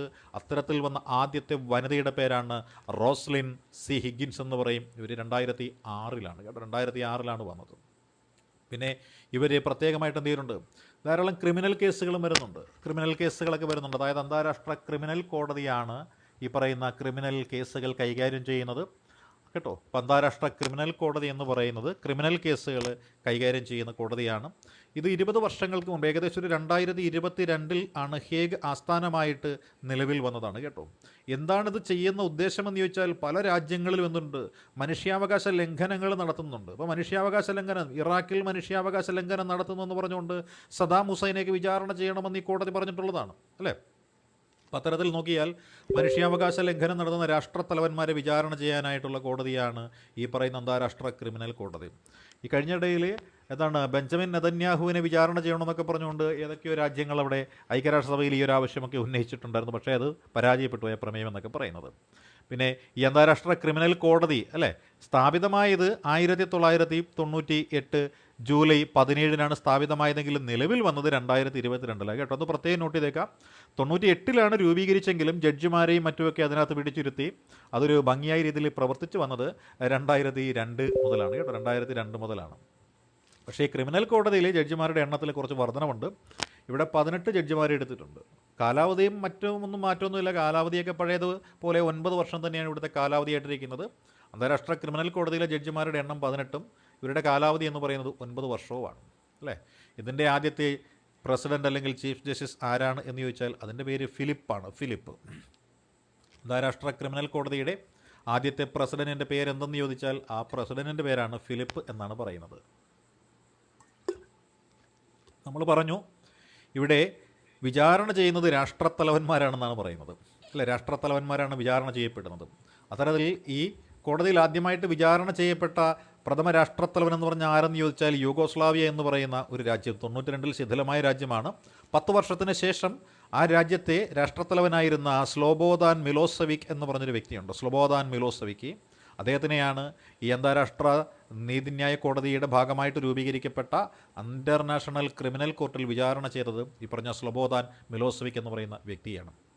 ബുറുണ്ടി എന്ന് പറഞ്ഞ ഒരു രാജ്യം, ആ രാജ്യത്തിന് മനസ്സിലായി ഇതിൽ തുടർന്നു കഴിഞ്ഞാൽ ഇനി അടുത്തത് വിളിക്കുന്നത് ഞങ്ങളുടെ പ്രസിഡന്റിനെയാണ് എന്ന് ബോധ്യം വന്നപ്പോൾ അവരെന്ത് ചെയ്തു, ഈ അന്താരാഷ്ട്ര ക്രിമിനൽ കോടതിയിലേക്ക് ഞങ്ങളില്ലേ എന്നും പറഞ്ഞുകൊണ്ട് എന്ത് ചെയ്തു, അവരിറങ്ങിപ്പോവുകയാണ് ഉണ്ടായത് അല്ലേ. അപ്പോൾ ബുറുണ്ടി അന്താരാഷ്ട്ര ക്രിമിനൽ കോടതിയിൽ അംഗത്വം ഉപേക്ഷിച്ച ആദ്യത്തെ രാജ്യമായിട്ടാണ് നമ്മൾ പറയുന്നത്. അന്താരാഷ്ട്ര ക്രിമിനൽ കോടതിയിൽ അംഗമായ ഏറ്റവും ഒടുവിലത്തെ രാജ്യം എന്ന് പറയുന്നത് മലേഷ്യയാണ്. മലേഷ്യ 124ാമത്തെ രാജ്യമാണ് മലേഷ്യ എന്ന് പറയുന്നത് അല്ലേ. 124 അംഗങ്ങളാണിതിലുള്ളത്. 54 അംഗങ്ങൾ എക്കോസോക്കിൽ, 15 അംഗങ്ങൾ രക്ഷാസമിതിയിൽ, 193 അംഗങ്ങൾ പൊതുസഭയിൽ, 124 അംഗങ്ങൾ അന്താരാഷ്ട്ര ക്രിമിനൽ കോടതിയിലും അംഗങ്ങളാണ്. ഓക്കെ, നമ്മളിനി അടുത്ത ഓർഗണിലേക്ക് കിടക്കുകയാണ്. അടുത്ത ഓർഗൺ എന്ന് പറയുന്നത് സെക്രട്ടേറിയറ്റ് ആണ്. സെക്രട്ടേറിയറ്റ് ഐക്യരാഷ്ട്ര സംഘടനയുടെ ദൈനംദിന ഭരണം നിർവഹിക്കുന്ന ഘടകമാണ് ഈ സെക്രട്ടേറിയറ്റ് എന്ന് പറയുന്നത്. ഐക്യരാഷ്ട്ര സംഘടനയുടെ ദൈനംദിന ഭരണം നിർവഹിക്കുന്ന ഘടകത്തിനെയാണ് നമ്മൾ സെക്രട്ടേറിയറ്റ് എന്ന് വിളിക്കുന്നത്. ഇതിൻ്റെ ആസ്ഥാനം എവിടെയാണ്? ന്യൂയോർക്കിലാണ്. ഇതിൻ്റെ അധിപനായിട്ട് നിശ്ചയിക്കപ്പെട്ടിരിക്കുന്നത് സെക്രട്ടറി ജനറലാണ്. സെക്രട്ടറി ജനറലിനെ തിരഞ്ഞെടുക്കുന്നത് ആര് എന്ന് ചോദിച്ചാൽ രക്ഷാസമിതി ശുപാർശ ചെയ്യുന്ന പേരുകളിൽ നിന്ന് പൊതുസഭ വോട്ടിനിട്ട് ആൾക്കാരെ തിരഞ്ഞെടുക്കുന്നു. ഇത്തരത്തിൽ നമ്മളുടെ ശശി തരൂരും ബാൻ കി മൂണും രക്ഷാസമിതി എന്ത് ചെയ്തു, ശുപാർശ ചെയ്ത വ്യക്തികളാണ്. പക്ഷേ പൊതുസഭയുടെ വോട്ടിനിട്ട് കഴിഞ്ഞപ്പോൾ എന്തായി, ശശി തരൂരിനെ പരാജയപ്പെടുത്തിക്കൊണ്ട് നമ്മളുടെ ബാൻ കി മൂൺ എന്ന് പറയുന്ന വ്യക്തി, അദ്ദേഹമാരെ കൊറിയക്കാരനായ ബാൻ കി മൂൺ എന്ന് പറയുന്ന വ്യക്തി ആ ഐക്യരാഷ്ട്ര സഭയുടെ ജനറൽ സെക്രട്ടറി ആയിട്ട് വരികയും ശശി തരൂർ സ്ഥാനം ഉപേക്ഷിച്ചിട്ട് ഇന്ത്യയിലേക്ക് തിരികെ വന്നിട്ട് രാഷ്ട്രീയ പ്രവർത്തനങ്ങളിൽ ഏർപ്പെടുകയും തിരുവനന്തപുരത്ത് ഇലക്ഷന് മത്സരിച്ച് 2009-ൽ അദ്ദേഹം MP ആയി വരികയും കേന്ദ്ര സഹമന്ത്രിയായി പ്രവർത്തിക്കുകയുമൊക്കെ ചെയ്ത വ്യക്തിയാണ് അല്ലേ. പിന്നെയോ UN സ്ഥിരാംഗങ്ങളിലെ പൗരന്മാർക്ക് സെക്രട്ടറി ജനറലായിട്ട് മത്സരിക്കാൻ സാധ്യമല്ല എന്ന് പറയുമ്പോൾ അവിടെ ഓർക്കേണ്ടുന്ന പേര് ഈ 5 രാജ്യങ്ങൾ. താഴെ പറയുന്ന രാജ്യങ്ങളിൽ ഏത് രാജ്യത്തിലെ വ്യക്തികൾക്കാണ് UN ജനറൽ സെക്രട്ടറി ആയിട്ട് മത്സരിക്കാൻ സാധ്യമല്ലാത്തതെന്ന് ചോദിച്ചാൽ America, Britain, France, Russia, China എന്നീ രാജ്യങ്ങളിലുള്ള ആളുകൾക്ക് പറ്റില്ല എന്ന് ഓർത്തേക്ക് കേട്ടോ. പിന്നെയോ ഈ സെക്രട്ടറി ജനറലാണ്, അദ്ദേഹത്തിന് പക്ഷേ കാലാവധി നിശ്ചയിച്ചിട്ടുണ്ട്. അദ്ദേഹത്തിൻ്റെ കാലാവധി എന്ന് പറയുന്നത് 5 വർഷത്തേക്ക് മാത്രമാണ്. മാൻഹട്ടണിൽ ഒരു സ്ഥലമുണ്ട്, അതിൻ്റെ പേരാണ് സട്ടൺ പ്ലേസ് എന്ന് പറയും. മാൻഹട്ടണിലെ സട്ടൺ പ്ലേസ്, അതാണ് സെക്രട്ടറി ജനറലിൻ്റെ ഔദ്യോഗിക വസതിയുടെ പേരാണ് സട്ടൺ പ്ലേസ് അഥവാ മാൻഹട്ടണിലെ സട്ടൺ പ്ലേസ് ആണ്. ഇവർക്ക് ധാരാളം ചുമതലകളുണ്ട്. എന്തൊക്കെയാണ് സെക്രട്ടറി ജനറലിൻ്റെ ചുമതലകൾ എന്ന് കൂടി നമ്മളൊന്ന് അറിയണം കേട്ടോ. സെക്രട്ടറി ജനറലിൻ്റെ പ്രധാനപ്പെട്ട ചുമതല നമുക്കറിയാം എന്താണ്, പൊതുസഭയിൽ അധ്യക്ഷത വഹിക്കുക എന്ന് പറയുന്നതാണ്. പൊതുസഭയിൽ, അതായത് ഈ 193 അംഗ രാജ്യങ്ങളിലിരിക്കുന്ന സഭയിൽ അധ്യക്ഷത വഹിക്കുക എന്ന് പറയുന്നതാണ് സെക്രട്ടറി ജനറലിൻ്റെ പ്രധാനപ്പെട്ട ചുമതല എന്ന് പറയുന്നത്. മാത്രമല്ല ഈ ഐക്യരാഷ്ട്ര സംഘടനയുടെ ദൈനംദിന പ്രവർത്തന റിപ്പോർട്ട് എന്ത് ചെയ്യുക, തയ്യാറാക്കുക. അപ്പോൾ ദൈനംദിന പ്രവർത്തന റിപ്പോർട്ട് തയ്യാറാക്കണം അല്ലേ. പിന്നെയോ പൊതുസഭയുടെ അധ്യക്ഷത വഹിക്കണം. അപ്പം നിലവിൽ ആരാണ് ഇതിൻ്റെ പ്രസിഡന്റ് എന്ന് ചോദിച്ചാൽ നമുക്കറിയാൻ പറ്റും. ആരാണ് നിലവിൽ ഇതിൻ്റെ പ്രസിഡന്റ്? നിലവിൽ പ്രസിഡന്റ് അല്ല, സെക്രട്ടറി ജനറലാണ്. അദ്ദേഹത്തിൻ്റെ പേരെന്താണ്? പോർച്ചുഗീസുകാരനായിട്ടുള്ള അന്റോണിയോ ഗുട്ടറസ് എന്ന് പറഞ്ഞ വ്യക്തിയാണ് നിലവിൽ ഇതിൻ്റെ ഒരു സെക്രട്ടറി ജനറലായിട്ടിരിക്കുന്ന വ്യക്തി. അന്റോണിയോ ഗുട്ടറസ് ആണ്. ഇദ്ദേഹം 9ാമത്തെ സെക്രട്ടറി ജനറലും കൂടിയാണെന്ന് ഓർത്തേക്ക് കേട്ടോ. 9ാമത്തെ സെക്രട്ടറി ജനറലാണ് അന്റോണിയോ ഗുട്ടറസ് എന്ന് നമ്മൾ ഓർത്തേക്കുക കേട്ടോ. അതായത് ഒരു രാജ്യത്തിൻ്റെ പ്രധാനമന്ത്രിയായതിനു ശേഷം യുഎന്നിൻ്റെ സെക്രട്ടറി ജനറലാകുന്ന ആദ്യത്തെ വ്യക്തി. അതാണ് ഇദ്ദേഹത്തിൻ്റെ പ്രത്യേകത. പോർച്ചുഗൽ എന്ന രാജ്യത്ത് പ്രധാനമന്ത്രി പദവി വഹിച്ചതിന് ശേഷം ഐക്യരാഷ്ട്ര സംഘടനയുടെ സെക്രട്ടറി ജനറലാകുന്ന വ്യക്തിയാണ് ഇദ്ദേഹം. പിന്നെയോ ഈ സംഘടനയ്ക്ക് ഒരു ഡെപ്യൂട്ടി ജനറൽ സെക്രട്ടറിയൊക്കെ ഉണ്ട്. ആദ്യത്തേത് ആരാണ്? കാനഡക്കാരനായിരുന്ന ലൂയി ഫെക്കറ്റ് എന്ന് പറയുന്നൊരു വ്യക്തിയാണ് ആദ്യത്തെ ഡെപ്യൂട്ടി ജനറൽ സെക്രട്ടറി ആയിട്ടിരുന്നിട്ടുള്ളത് കേട്ടോ. നിലവിലുള്ള ആളെന്ന് വെച്ചാൽ നൈജീരിയക്കാരനായിട്ടുള്ള അത്തീന ജെ മുഹമ്മദ് എന്ന് പറയുന്നൊരു വ്യക്തിയാണ്. അത്തീന ജെ മുഹമ്മദാണ് നിലവിൽ യുഎന്നിൻ്റെ ഡെപ്യൂട്ടി സെക്രട്ടറിയേറ്റേക്ക് ഇരിക്കുന്നത് കേട്ടോ. അപ്പോൾ അടുത്തത് നമുക്ക് നോക്കാം. അടുത്ത എന്ത് എന്ന് ചോദിച്ചാൽ അടുത്ത കുറച്ച് വ്യക്തികളുടെ പേരാണ് നമ്മൾ നോക്കുന്നത്. ആ വ്യക്തികളുടെ പേര് എന്ന് ചോദിച്ചാൽ എന്തായിരിക്കാം? യുഎന്നിൻ്റെ സാരഥികളായിട്ടുണ്ടായിരുന്ന ആൾക്കാരുടെ പേരാണ് കേട്ടോ. യുഎന്നിൻ്റെ സാരഥികളായിട്ടുണ്ടായിരുന്ന ആളുകളുടെ പേരാണ് നമ്മൾ നോക്കുന്നത്. അതിൽ ആദ്യമായിട്ട് സെക്രട്ടറി ജനറൽ പദവിയിലിരുന്നത് നോർവേക്കാരനായിട്ടുള്ള ട്രിഗ്വേലി എന്ന് പറഞ്ഞൊരു വ്യക്തിയാണ്. ട്രിഗ്വേലി. അദ്ദേഹത്തിൻ്റെ കാലഘട്ടം 1956-52 കാലഘട്ടമായിരുന്നു. പിന്നീട് സ്വീഡൻകാരനായിട്ടുള്ള ഡഗ് ഹമ്മർഷോൾഡ് എന്ന് പറഞ്ഞ വ്യക്തി വന്നിട്ടുണ്ട്. ഡഗ് ഹമ്മർഷോൾഡ് 1953-61 കാലഘട്ടമാണ്. പിന്നെ വീണ്ടും വന്നിരിക്കുന്നവരാണ് യൂത്താണ്ട് എന്ന് പറയുന്ന മ്യാൻമാറുകാരനായിട്ടുള്ള വ്യക്തിയാണ്. മ്യാൻമാറുകാരനായിട്ടുള്ള യൂത്താണ്ട് വന്നിട്ടുണ്ട്. അദ്ദേഹത്തിൻ്റെ കാലാവധി 1961-71 ആദ്യത്തെ ഏഷ്യക്കാരനാണ് കേട്ടോ ഇദ്ദേഹം. പിന്നെ ഓസ്ട്രിയക്കാരനായിട്ടുള്ള കർട്ട് വാൾഡ് ഹോം എന്ന് പറയുന്ന വ്യക്തി വന്നു. കർട്ട് വാൾഡ് ഹോം വന്നിട്ടുണ്ട്. ഓസ്ട്രിയക്കാരനായിട്ടുള്ള കർട്ട് വാൾഡ് ഹോം 72-81 കാലഘട്ടമാണ് അദ്ദേഹത്തിൻ്റെത്. വീണ്ടും നമ്മൾ നോക്കിയാൽ ജാവിയർ പെരസ് ഡി കുള്ളർ എന്ന് പറഞ്ഞ ജാവിയർ പെരസ് ഡി കുള്ളർ 82-91 കാലത്ത് വന്നിട്ടുള്ള പെറുവിൽ നിന്നുള്ള വ്യക്തിയാണ്. പെറുക്കാരനാണ്. പെറു എന്ന രാജ്യത്തെപ്പറ്റി പഠിക്കുമ്പോഴാണ് നമ്മൾ എൽ നിനോ പ്രഭാവത്തെ പറ്റിയൊക്കെ കൂടുതൽ ഓർക്കുന്നത് കേട്ടോ. പെറുവിയൻ തീരത്തേക്ക് വീശുന്ന ഒരു ഓഷ്യൻ കറണ്ടാണ് ഈ പറയുന്ന എൽ നിനോ എഫക്റ്റിന് കാരണമെന്ന് നമുക്കറിയാം. ഒരു വാം കറണ്ട്.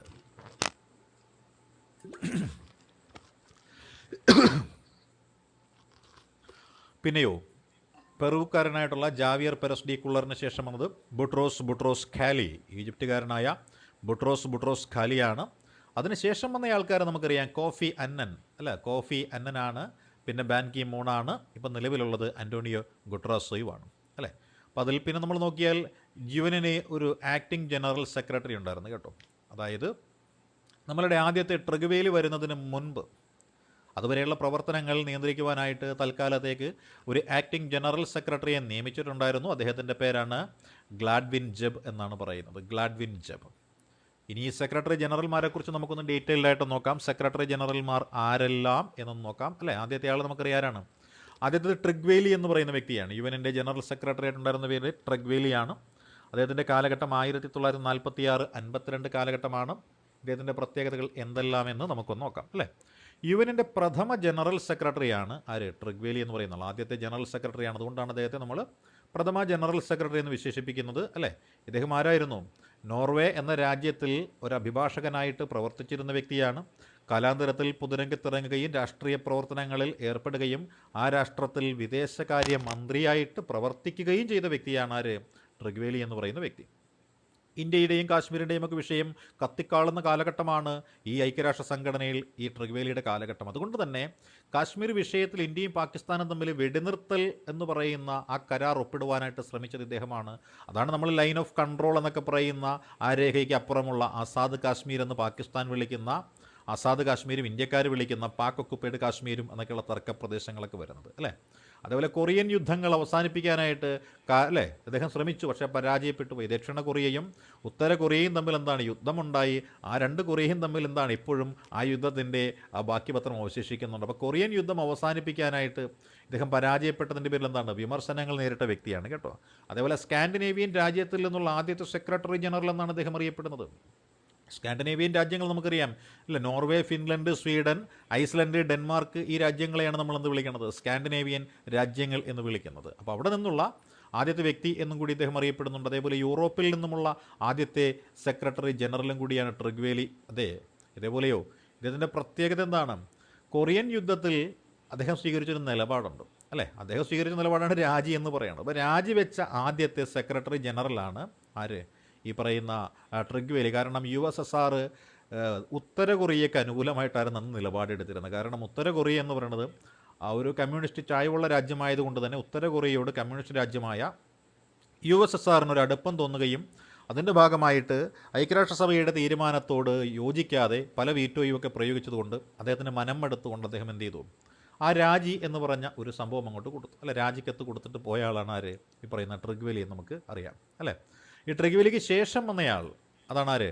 ഡാഗ് ഹാമർഷോൾഡ് എന്ന് പറയുന്ന വ്യക്തി. ഡാഗ് ഹാമർഷോൾഡ് കേട്ടോ. അപ്പോൾ ഡാഗ് ഹാമർഷോൾഡ് വന്നത് ആർക്ക് ശേഷമാണ്? നമ്മളുടെ ട്രിഗ്വേലിക്ക് ശേഷം വന്നയാളാണ് ഡാഗ് ഹാമർഷോൾഡ് എന്ന് പറയുന്ന വ്യക്തി കേട്ടോ.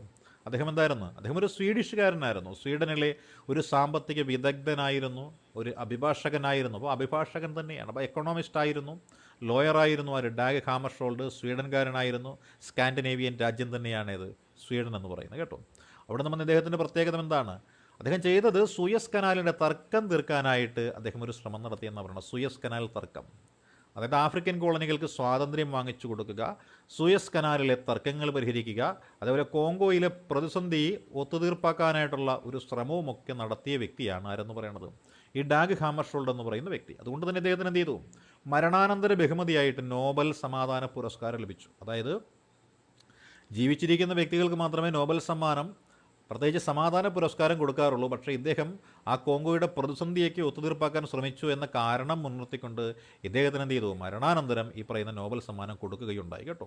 അതേപോലെ തന്നെ ഈ മരണപ്പെടുന്ന UN-ലെ സമാധാന പോരാളികൾക്ക് ഒരു മെഡൽ കൊടുക്കാറുണ്ട്. അതായത് സമാധാന ദൗത്യങ്ങൾക്ക് വേണ്ടി നിയോഗിക്കപ്പെടുന്ന ഏതെങ്കിലും ഒരു വ്യക്തി മരണപ്പെട്ട് കഴിഞ്ഞാൽ ആ വ്യക്തിക്ക് എന്ത് കൊടുക്കാറുണ്ട്? ഒരു മെഡൽ കൊടുക്കാറുണ്ട്. ആ മെഡലാണ് ഡാഗ് ഹാമർഷോൾഡിൻ്റെ പേരിൽ ഉള്ള മെഡൽ. അതായത് മരണപ്പെടുന്ന UN സമാധാന പോരാളികൾക്ക് നൽകുന്ന മെഡലാണ് സെക്രട്ടറി ജനറൽ ആയിരുന്ന ഡാഗ് ഹാമർഷോൾഡിൻ്റെ പേരിൽ ഏർപ്പെടുത്തിയിരിക്കുന്നത് കേട്ടോ. ഇദ്ദേഹത്തിൻ്റെ ലൈബ്രറി നമ്മൾ പറഞ്ഞില്ലേ, UN ലൈബ്രറി ന്യൂയോർക്കിൽ സ്ഥിതി ചെയ്യുന്നു എന്ന് പറഞ്ഞില്ലേ? ആ ന്യൂയോർക്കിൽ സ്ഥിതി ചെയ്യുന്ന UN ലൈബ്രറി ആരുടെ പേരിലാണെന്ന് ചോദിച്ചാൽ ഈ പറയുന്ന ഹാമർഷോൾഡിൻ്റെ പേരിലാണ് ന്യൂയോർക്കിൽ UN ലൈബ്രറി ആ പേര് നാമകരണം ചെയ്യപ്പെട്ടിരിക്കുന്നത് കേട്ടോ. അതേപോലെ മരണാനന്തര സമാധാനത്തിനുള്ള നോബൽ സമ്മാനം ലഭിച്ചിട്ടുള്ള ഏക വ്യക്തിയാണ് അല്ലേ UN ജനറൽ സെക്രട്ടറി ആയിരുന്ന ഡാഗ് ഹാമർഷോൾഡ്. ഇദ്ദേഹം എങ്ങനെയാണ് മരണപ്പെട്ടെന്ന് ചോദിച്ചാൽ അദ്ദേഹം ഇത്തരത്തിലുള്ള സമാധാന ചർച്ചകൾക്ക് വേണ്ടിയിട്ട് ലോകമെമ്പാടും വിമാനങ്ങളിൽ ഇങ്ങനെ പോകുന്ന സമയത്ത് ആ വിമാനാപകടത്തിലാണ് അദ്ദേഹം കൊല ചെയ്യപ്പെട്ടത്. വിമാനാപകടത്തിൽ കൊല ചെയ്യപ്പെട്ട വ്യക്തിയാണ് ആര്? ഡാഗ് ഹാമർഷോൾഡ് എന്ന് പറയുന്ന വ്യക്തി. ഇനി നമുക്ക് മൂന്നാമത്തെ വ്യക്തിയെക്കുറിച്ച് നോക്കാം. മൂന്നാമത്തെ വ്യക്തി വേറെ ആരുമല്ല, അത് യൂതാൻഡ് എന്ന് പറയുന്ന വ്യക്തിയാണ്. ഊതാണ്ട് അല്ലേ, നമുക്ക് യൂതാണ്ട് എന്ന് പറയാം. അദ്ദേഹം എഴുത്തുകാരനായിരുന്നു. ബർമ്മ അല്ലെങ്കിൽ മ്യാൻമാറുകാരനായിരുന്നു, ഒരു അധ്യാപകനായിരുന്നു, അതോടൊപ്പം തന്നെ ആരായിരുന്നു? ഒരു നയതന്ത്രജ്ഞനായിരുന്നു. ഒരു നയതന്ത്രജ്ഞനും അധ്യാപകനും ഒക്കെ ആയിരുന്ന വ്യക്തിയാണ് യൂതാണ്ട്. ഏറ്റവും കൂടുതൽ കാലം സെക്രട്ടറി സ്ഥാനം വഹിച്ച വ്യക്തി ആരാണ്? ഈ യൂതാണ്ട് എന്ന് പറയുന്ന ആളാണ്. 61 തൊട്ട് 71 വരെ 10 വർഷം തികച്ച് അദ്ദേഹം എന്ത് ചെയ്തു? കാലം വഹിച്ചിട്ടുണ്ട് കേട്ടോ. ഇദ്ദേഹത്തിൻ്റെ കാലഘട്ടത്തിലാണ് കോങ്കോ പ്രതിസന്ധി പരിഹരിക്കാനായിട്ട് ശ്രമിച്ചത്. അതുപോലെ ക്യൂബൻ മിസൈൽ ക്രൈസിസ് പരിഹരിക്കാനായിട്ട് ശ്രമിച്ചത്. ക്യൂബൻ മിസൈൽ ക്രൈസിസ് എന്ന് പറയുന്നത് ക്യൂബയുടെ തീരത്ത് കൊണ്ടുവന്ന് സോവിയറ്റ് യൂണിയൻ മിസൈലുകൾ വെച്ചു. അതായിരുന്നു ക്യൂബൻ മിസൈൽ ക്രൈസിസ് എന്ന് പറയുന്നത്. ക്യൂബ അമേരിക്കയുടെ നോട്ടപ്പുള്ളിയായ കമ്മ്യൂണിസ്റ്റ് രാജ്യം. ആ കമ്മ്യൂണിസ്റ്റ് രാജ്യത്തെ സംരക്ഷിക്കാൻ വേണ്ടിയിട്ട് ക്യൂബയല്ല USSR കൊണ്ടുവന്ന് ക്യൂബയുടെ തീരത്ത് മിസൈൽ വെച്ചു. അത് മറ്റൊന്നല്ല, അന്ന് പശ്ചിമ ജർമ്മനി എന്ന് പറയുന്ന ഒരു രാജ്യമുണ്ട്. ക്യാപിറ്റൽ രാജ്യമാണ്, അമേരിക്കയുടെ ശിങ്കിടിയാണ്. അതുകൊണ്ട് പശ്ചിമ ജർമ്മനി സോവിയറ്റ് യൂണിയനോട് ചേർന്ന് കിടക്കുന്നതാണ്. സോവിയറ്റ് യൂണിയനിൽ കൊണ്ടുവന്ന് അമേരിക്ക കുറേ മിസൈലുകൾ നിർത്തിവെച്ചപ്പോൾ തിരിച്ച് പ്രതികാരം ചെയ്യാനായിട്ട് അമേരിക്കയുടെ തീരത്ത് കിടക്കുന്ന അല്ലെങ്കിൽ അമേരിക്കയോട് ചേർന്ന് കിടക്കുന്ന ക്യൂബയിൽ കൊണ്ടുപോയിട്ട് ഈ പറയുന്ന സോവിയറ്റ് യൂണിയൻ മിസൈൽ വെച്ചു. അങ്ങനെ രണ്ട് കൂട്ടരും മിസൈൽ വെച്ചിട്ട് അങ്ങും ഇങ്ങും ആക്രമിക്കാനായിട്ട് തുനിഞ്ഞു നിന്ന കാലഘട്ടത്തിനാണ് ക്യൂബൻ മിസൈൽ ക്രൈസിസ് അഥവാ ക്യൂബൻ മിസൈൽ പ്രതിസന്ധി എന്ന് വിശേഷിപ്പിക്കുന്നത് കേട്ടോ. ഈ വിയറ്റ്നാം യുദ്ധം നടന്ന സമയത്ത് നോർത്ത് വിയറ്റ്നാമും ഉണ്ടായിരുന്നു, സൗത്ത് വിയറ്റ്നാമും ഉണ്ടായിരുന്നു. രണ്ട് വിയറ്റ്നാം അവസാനം ഒന്നിക്കുകയാണ് ഉണ്ടായത് കേട്ടോ. ഈ വിയറ്റ്നാമിൻ്റെ യുദ്ധകാലത്ത് അമേരിക്ക അവിടെ ഏജൻറ്റ് ഓറഞ്ച് എന്നൊക്കെ പറയുന്നൊരു വാതകമൊക്കെ പ്രയോഗിച്ചിട്ട് അവിടുത്തെ ഗറില്ല പോരാളികളെ കാട്ടിൽ നിന്ന് പുറത്താക്കാനായിട്ട് ശ്രമമൊക്കെ നടത്തിയായിരുന്നു. അപ്പോൾ ഈ അമേരിക്കയെ വിമർശിച്ച ഐക്യരാഷ്ട്രസഭയുടെ സെക്രട്ടറി എന്ന പേരിലാണ് യൂതാണ്ട് അറിയപ്പെടുന്നത്. ഇദ്ദേഹത്തിനൊരു അവാർഡൊക്കെ കിട്ടിയിട്ടുണ്ട്, ജവഹർലാൽ നെഹ്റു ഇൻ്റർനാഷണൽ അവാർഡ്. അതായത് ജവഹർലാൽ നെഹ്റുവിൻ്റെ മരണശേഷം കൊടുത്ത അവാർഡാണ് ജവഹർലാൽ നെഹ്റു ഇൻ്റർനാഷണൽ അവാർഡ് എന്ന് പറയുന്നത്.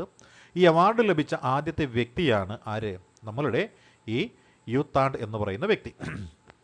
ഇനി അടുത്ത പ്രസിഡന്റിനെ കുറിച്ച് അല്ലെങ്കിൽ അടുത്ത സെക്രട്ടറി ജനറലിനെ കുറിച്ച് നോക്കിയ നാലാമത്തെ ആളുടെ പേരാണ് കർട്ട് വാൾഡ് ഹേം എന്നാണ് അടുത്ത വ്യക്തിയുടെ പേര് കേട്ടോ. Kurt Waldheim. ഇദ്ദേഹം എവിടുത്തുകാരനായിരുന്നു? ഓസ്ട്രിയൻ നയതന്ത്രജ്ഞനായിരുന്നു. ഓസ്ട്രിയക്കാരനായ ഒരു നയതന്ത്രജ്ഞനായിരുന്നു കർട്ട് വാൾഡ് ഹേം എന്ന് പറയുന്ന വ്യക്തി. അല്ല, ഓസ്ട്രിയക്കാരനായിരുന്നു. ഇദ്ദേഹം നമീബിയയിലും ലെബനനിലൊക്കെ നയപരമായ പ്രശ്നങ്ങൾ പരിഹരിക്കാനൊക്കെ ശ്രമിച്ചിട്ടുള്ളൊരു വ്യക്തിയാണ്. വലിയ പ്രാധാന്യമൊന്നും ഇതിനില്ല കേട്ടോ, എന്തായാലും തരുന്ന കൂട്ടത്തിൽ നോട്ട്സ് തരുന്നതേ ഉള്ളൂ. ഇപ്പം നമീബിയയിലും ലെബനനിലെയും ഒക്കെ പ്രശ്നങ്ങൾ പരിഹരിക്കാനായിട്ട് അദ്ദേഹം ശ്രമിച്ചു. പിന്നെ ബംഗ്ലാദേശിലെ ദുരിതാശ്വാസ പ്രവർത്തനങ്ങൾക്ക് നേതൃത്വം നൽകി. കാരണം ബംഗ്ലാദേശ് വിമോചന യുദ്ധമൊക്കെ നടക്കുന്ന കാലഘട്ടവും അവിടെ അഭയാർത്ഥി പ്രവാഹമൊക്കെ നിയന്ത്രിക്കാൻ അദ്ദേഹം എന്ത് ചെയ്തിട്ടുണ്ട്? കുറേ പ്രവർത്തനങ്ങളൊക്കെ നടത്തിയിട്ടുണ്ട്.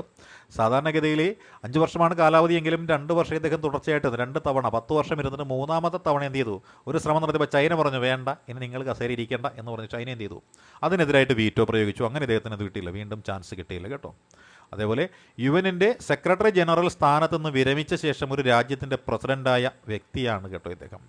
അതായത് അന്റോണിയോ ഗുട്ടറസിനെ കുറിച്ച് നമ്മൾ പറഞ്ഞൊരു രാജ്യത്തിൻ്റെ പ്രധാനമന്ത്രി ആയതിനു ശേഷം ഐക്യരാഷ്ട്രസഭയുടെ സെക്രട്ടറി ജനറലായിട്ട് വന്നെങ്കിൽ ഇവിടെ ഐക്യരാഷ്ട്രസഭയുടെ സെക്രട്ടറി സ്ഥാനത്ത് നിന്ന് ഇറങ്ങിക്കഴിഞ്ഞിട്ട് ഒരു രാജ്യത്തിൻ്റെ പ്രസിഡൻ്റായ വ്യക്തിയാണ് ആരെന്ന് പറയുന്നത്, നമ്മളീ പറയുന്ന ആരാണ്, പേരോർക്കുന്നില്ലേ, കർട്ട് വാൾഡ് ഹേം എന്ന് പറയുന്ന വ്യക്തി. കർട്ട് വാൾഡ് ഹേം എന്ന് പറഞ്ഞ വ്യക്തി അതാണ് കേട്ടോ. ഇനി നമുക്ക് നോക്കിക്കഴിഞ്ഞാൽ എന്താണ് മനസ്സിലാക്കാൻ സാധിക്കുന്നത്, ഈ കർട്ട് വാൾഡ് ഹേം ഏത് രാജ്യത്തെ പ്രസിഡൻ്റ് ആയിരുന്നു വെച്ചാൽ ഓസ്ട്രിയൻ പ്രസിഡൻ്റ് ആയിരുന്നു അല്ലേ. ഇനി നമുക്ക് അടുത്തയാളെ കുറിച്ച് നോക്കാം. അടുത്ത സമിതിയുടെ പേര് നമുക്കറിയാതാണ് പരിരക്ഷണ സമിതി അഥവാ ട്രസ്റ്റിഷിപ്പ് കൗൺസിൽ എന്ന് പറയുന്ന ഒരു സമിതിയുണ്ട്, ട്രസ്റ്റിഷിപ്പ് കൗൺസിൽ. ആ ട്രസ്റ്റിഷിപ്പ് കൗൺസിൽ നോട്ട്സ് തയ്യാറാക്കി കുറച്ച് മിസ്സായെന്ന് തോന്നുന്നു കേട്ടോ, എന്നാലും കുഴപ്പമില്ല. അപ്പോൾ ട്രസ്റ്റിഷിപ്പ് കൗൺസിലിലേക്ക് നമുക്കൊന്ന് എത്തി നോക്കാം. ട്രസ്റ്റിഷിപ്പ് കൗൺസിൽ എന്ന് പറയുമ്പോൾ എന്താണ്, ആ പരിരക്ഷണ സമിതി എന്ന് പറയുന്ന ഒരു സമിതിയാണ്. അതായത് ഇപ്പം നിലവിലില്ലേ ഇത് 1994 നവംബർ മാസം 1-ാം തീയതി സസ്പെൻഡ് ചെയ്യപ്പെട്ട ഒരു സമിതിയാണ്. അതായത് ഈ യുദ്ധങ്ങളും മറ്റും കഴിയുമ്പോൾ കുറേ പ്രദേശങ്ങൾ പല പല രാജ്യങ്ങളും പിടിച്ചെടുക്കും. ഈ പിടിച്ചെടുത്ത പ്രദേശങ്ങളിൽ തർക്കമുണ്ടാകുമ്പോൾ അതിൻ്റെ ഉടമസ്ഥത ഐക്യരാഷ്ട്രസഭയെ അങ്ങോട്ട് ഏൽപ്പിക്കും. പിന്നീട് ആ രാജ്യങ്ങൾ സ്വാതന്ത്ര്യം നേടുമ്പോൾ ഐക്യരാഷ്ട്രസഭ അവിടുത്തെ അധികാരം അങ്ങോട്ട് ഒഴിയും. അപ്രകാരം അങ്ങനെ ഐക്യരാഷ്ട്രസഭയുടെ കീഴിലുണ്ടായിരുന്ന ഇത്തരത്തിലുള്ള ട്രസ്റ്റ് ഭരിച്ചിരുന്ന പ്രദേശങ്ങൾ നിയന്ത്രിക്കുന്നതിന് വേണ്ടിയിട്ട് രൂപീകരിക്കപ്പെട്ടൊരു സമിതിയാണ് ട്രസ്റ്റിഷിപ്പ് കൗൺസിൽ എന്ന് പറയുന്നത് കേട്ടോ. അങ്ങനെ യുഎന്നിൻ്റെ കീഴിലുണ്ടായിരുന്ന ട്രസ്റ്റി പ്രദേശങ്ങൾ നിയന്ത്രിക്കുന്ന യുഎന്നിൻ്റെ ഘടകമാണ് ഈ പറയുന്ന ട്രസ്റ്റിഷിപ്പ് കൗൺസിൽ. ഇത്തരത്തിൽ 11 രാഷ്ട്രങ്ങളാണ് ട്രസ്റ്റുകളായിട്ട് യുഎന്നിൽ ഉണ്ടായിരുന്നത്. ഈ 11 ട്രസ്റ്റും എന്തായി മാറി, പിന്നീട് സ്വതന്ത്ര രാജ്യമായിട്ട് മാറുകയാണ്. ഏറ്റവും ഒടുവിലായിട്ട് സമിതി വിട്ടുപോയ ഒരു രാജ്യമാണ് പലാവു എന്ന് പറയുന്ന രാജ്യം. ഈ പലാവു സ്വതന്ത്രമായപ്പോൾ എന്ത് ചെയ്തു, 1994 ഈ പറയുന്ന ട്രസ്റ്റിഷിപ്പ് കൗൺസിൽ എന്ന് പറയുന്നത് പിരിച്ചുവിടുകയുണ്ടായിട്ടുണ്ട് കേട്ടോ. ഇനി നമുക്ക് ഈ ഐക്യരാഷ്ട്ര സംഘടനയും നമ്മളും തമ്മിലുള്ള ബന്ധങ്ങൾ എങ്ങനെയാണ് എന്ന് നമുക്കൊന്ന് ഇഷ്ടം നോക്കാം കേട്ടോ. നമ്മളും ഐക്യരാഷ്ട്രസഭയും തമ്മിലുള്ള ബന്ധം എങ്ങനെയാണ് അല്ലേ. നിലവിൽ നമുക്ക് അവിടെ പ്രതിനിധിയുണ്ട്, സ്ഥിരം പ്രതിനിധിയായിട്ട് നമ്മൾ TS തിരുമൂർത്തിയെ ആണ് വെച്ചിരിക്കുന്നത്. അദ്ദേഹത്തിൻ്റെ പേരെല്ലാം നമ്മൾ വാർത്തയിൽ ഇങ്ങനെ കാണാറും കേൾക്കാറും ഒക്കെയുള്ള പേരുകളാണ് കേട്ടോ. അതേപോലെ ഈ ജനീവ എന്ന് പറഞ്ഞാൽ എവിടെയുണ്ട്, യൂറോപ്പിലുള്ള UN വിഭാഗമുണ്ട്. അവിടെയും മറ്റ് അന്താരാഷ്ട്ര സംഘടനകളെയൊക്കെ പ്രതിനിധിയായിട്ട് നമ്മൾ ഇന്ദ്രമണി പാണ്ഡെ എന്ന് പറഞ്ഞൊരു വ്യക്തി. അപ്പോൾ TS തിരുമൂർത്തി യുഎന്നിലെ ഇന്ത്യയുടെ സ്ഥിരം പ്രതിനിധിയാണെങ്കിൽ ജനീവയിലുള്ള യുഎന്നിൻ്റെയും അതേപോലുള്ള മറ്റ് അന്താരാഷ്ട്ര സംഘടനകളുടെയും സ്ഥിരം പ്രതിനിധിയായിട്ട് നമ്മൾ വിട്ടിരിക്കുന്നത് ഇന്ദ്രമണി പാണ്ഡെ എന്ന് പറഞ്ഞ വ്യക്തിയാണ്. അതേപോലെ യുഎന്നിൻ്റെ സിവിൽ പോലീസിന് ഉപദേഷ്ടാവായിട്ട് നിയമിതയായ ഒരു വ്യക്തി ഉണ്ടാരാണ്, നമ്മുടെ കിരൺ ബേദിയാണ്. ഇന്ത്യയിലെ ആദ്യത്തെ വനിതാ IPS ഓഫീസറായ കിരൺ ബേദിയാണ് യുഎന്നിൻ്റെ സിവിൽ പോലീസ് ഉപദേഷ്ടാവായിട്ട് നിയമിതയായ വ്യക്തിയെ നമുക്കറിയാം. അതേപോലെ യുഎന്നിൻ്റെ അണ്ടർ സെക്രട്ടറി അല്ലേ, ഫീൽഡ് സപ്പോർട്ടറായിട്ട് നിയമിതനായിട്ടുള്ള ആദ്യത്തെ ഇന്ത്യക്കാരൻ്റെ പേര് അതുൽ ഖാരെ എന്ന് പറഞ്ഞ വ്യക്തിയാണ് കേട്ടോ. യുഎന്നിൻ്റെ അണ്ടർ സെക്രട്ടറി ആയിട്ട് ഫീൽഡ് സപ്പോർട്ടിനായിട്ട് നിയമിക്കപ്പെട്ടിരിക്കുന്ന വ്യക്തിയുടെ പേര് അതുൽ ഖാരെയാണ്. ലോകാരോഗ്യ സംഘടനയിൽ ഓഡിറ്ററായിട്ട് നിയമിതനായിട്ടുള്ള ഒരു ഏഷ്യക്കാരനുണ്ട് അല്ലേ, ഏഷ്യക്കാരൻ ഇന്ത്യക്കാരൻ തന്നെയാണ്, അത് UN അല്ലേ, VN കൗൾ എന്ന് പറഞ്ഞ വ്യക്തിയാണ്. ലോകാരോഗ്യ സംഘടനയിൽ ഓഡിറ്ററായിട്ട് നിയമിതനായ ആദ്യ ഏഷ്യക്കാരൻ്റെ പേര് VN കൗൾ എന്നാണ്. അതേപോലെ യുഎന്നിൻ്റെ സുസ്ഥിര ഗതാഗത വികസന സമിതിയുണ്ട്. സുസ്ഥിര ഗതാഗത വികസന സമിതി അതിൻ്റെ ഉപദേഷ്ടാവായിട്ട് നമ്മുടെ ശ്രീധരനാണ് വന്നിരിക്കുന്നത് കേട്ടോ. ശ്രീധരൻ യുഎന്നിൻ്റെ സുസ്ഥിര ഗതാഗത വികസന ഉന്നത സമിതിയുടെ ഉപദേഷ്ടാവായിട്ട് തിരഞ്ഞെടുക്കപ്പെട്ടിരിക്കുന്ന ഇന്ത്യക്കാരൻ്റെ പേര് ശ്രീധരനാണ്. നമ്മുടെ ഡൽഹി മെട്രോ റെയിൽ കോർപ്പറേഷനിലൊക്കെ ഉണ്ടായിരുന്ന ശ്രീധരൻ പാലക്കാട് ഷാഫി പറമ്പലിനെതിരായിട്ട് മത്സരിച്ച് പരാജയപ്പെട്ട ശ്രീധരൻ അല്ലേ, അദ്ദേഹമാണ് ഈ പറയുന്ന യുഎന്നിൻ്റെ സുസ്ഥിര ഗതാഗത വികസന ഉന്നത സമിതിയിലേക്ക് ഉപദേഷ്ടാവായി തിരഞ്ഞെടുക്കപ്പെട്ട ഇന്ത്യക്കാരൻ.